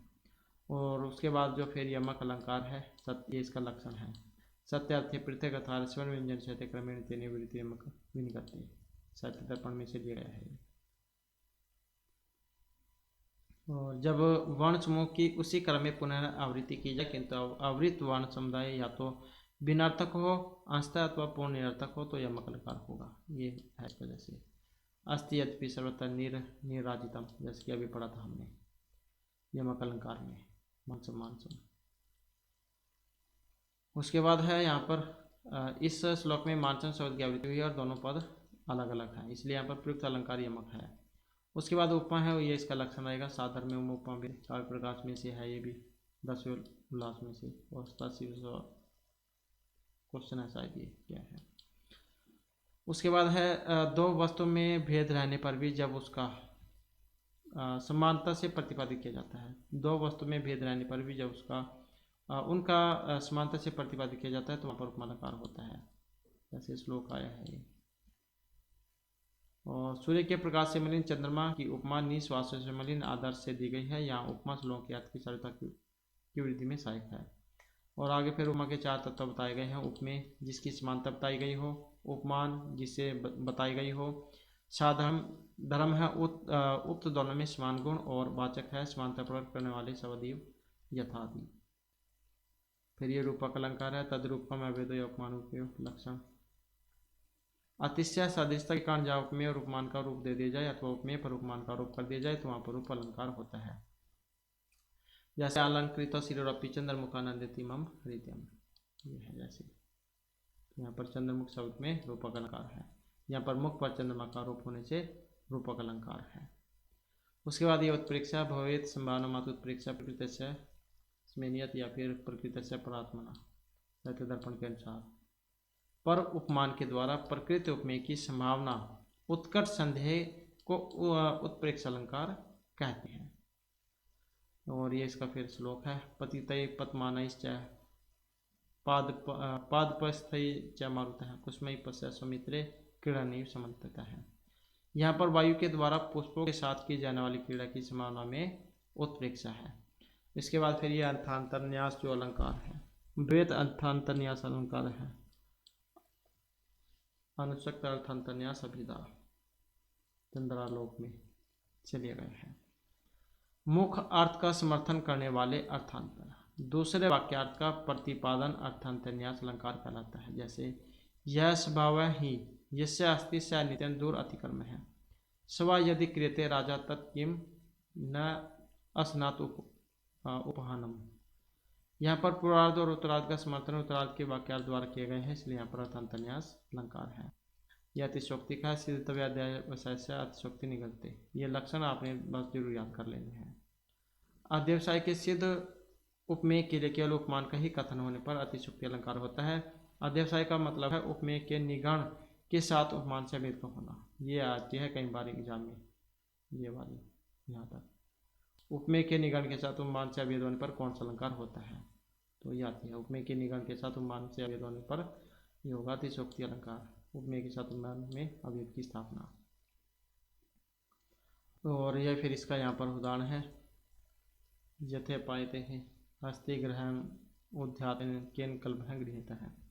यहाँ पर अर्जुन को हस्ती और तथा अभिमन्यु को कलभ अर्थात हाथी का बच्चा के रूप में प्रस्तुत किया गया है। इस प्रकार उपमेय अर्जुन और अभिमन्यु का निगण करके उन्हें उपमान हस्ती और कलभ के रूप में प्रस्तुत किया गया है, इसलिए यहाँ पर अतिशयोक्ति अलंकार है। अतिशयोक्ति यहाँ पर किसी वस्तु को बहुत ही बड़ा चढ़ाकर दिखाया जाता है।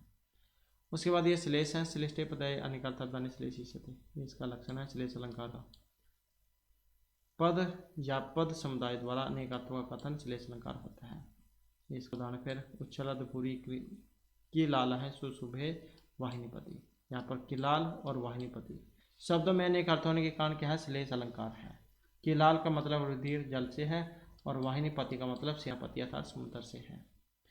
उसके बाद फिर यहाँ पर व्याज स्तुति अलंकार है। व्याज स्तुति ही मुख्य निंदा स्तुतिर्वा रूढ़ि अन्यथा, कि प्रारंभ में निंदा अथवा स्तुति प्रतीत हो परंतु वास्तव में वह उसके विपरीत हो, अर्थात दिखने वाली निंदा का स्तुति में अथवा स्तुति का निंदा में प्रवेशान होने पर व्याज स्तुति अलंकार होता है। तो ये उदाहरण है यहाँ पर।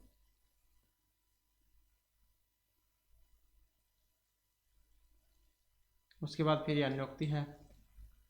असमान विशेषण अपियत्र समान इति वृत्तम उपयम उक्तेन गम्यते परम उपमानम इति सान्योक्ति ही। जहाँ कथित उपमान के द्वारा ऐसे उपमेय की प्रतीति हो जो उपमान के विशेषणों के असमान होता है, जो कथित उपमान के द्वारा ऐसे उपमेय की प्रतीति हो जो उपमान के विशेषणों के असमान होते हुए भी समान इति वृत्त वाला हो, तो वहाँ पर अनुक्ति अलंकार होता है। तो ये उदाहरण है जैसे यहाँ पर रसगंगाधर से तावत वकील विरसान या दीपसान वनान तेनी वसान याद मिलद अलीमाला है का पिरसाल है समस्ती, जैसे कि हमने अभी पढ़ा था। ये हे कोयल वन में रहते हुए अपने बुरे समय को तब तक किसी प्रकार बिता लो जब तक कि भोर मंजरी से लदा भोरों से युक्त आम का पेड़ तुम्हें नहीं मिल जाए। यहाँ कोयल उपमान है और कोई सज्जन उपमेय है। यद्यपि कोयल और सज्जन के विशेषण एक समान नहीं है तथापि इनका इतिवृत्त एक समान है, इसलिए यहाँ पर अन्य भी है। तो इस प्रकार से जो हमारे आज की क्लास और महत्वपूर्ण जो है यहाँ पर पाठ अभ्यास थे। और दोस्तों नेक्स्ट वीडियो की इसमें हम देखते हैं आपके लिए नए जो क्वेश्चन वो लेकर आएंगे। और कल का जो एग्ज़ाम है उसके लिए सभी को बहुत शुभकामनाएं और हमारे साथ अंत बनने के लिए धन्यवाद।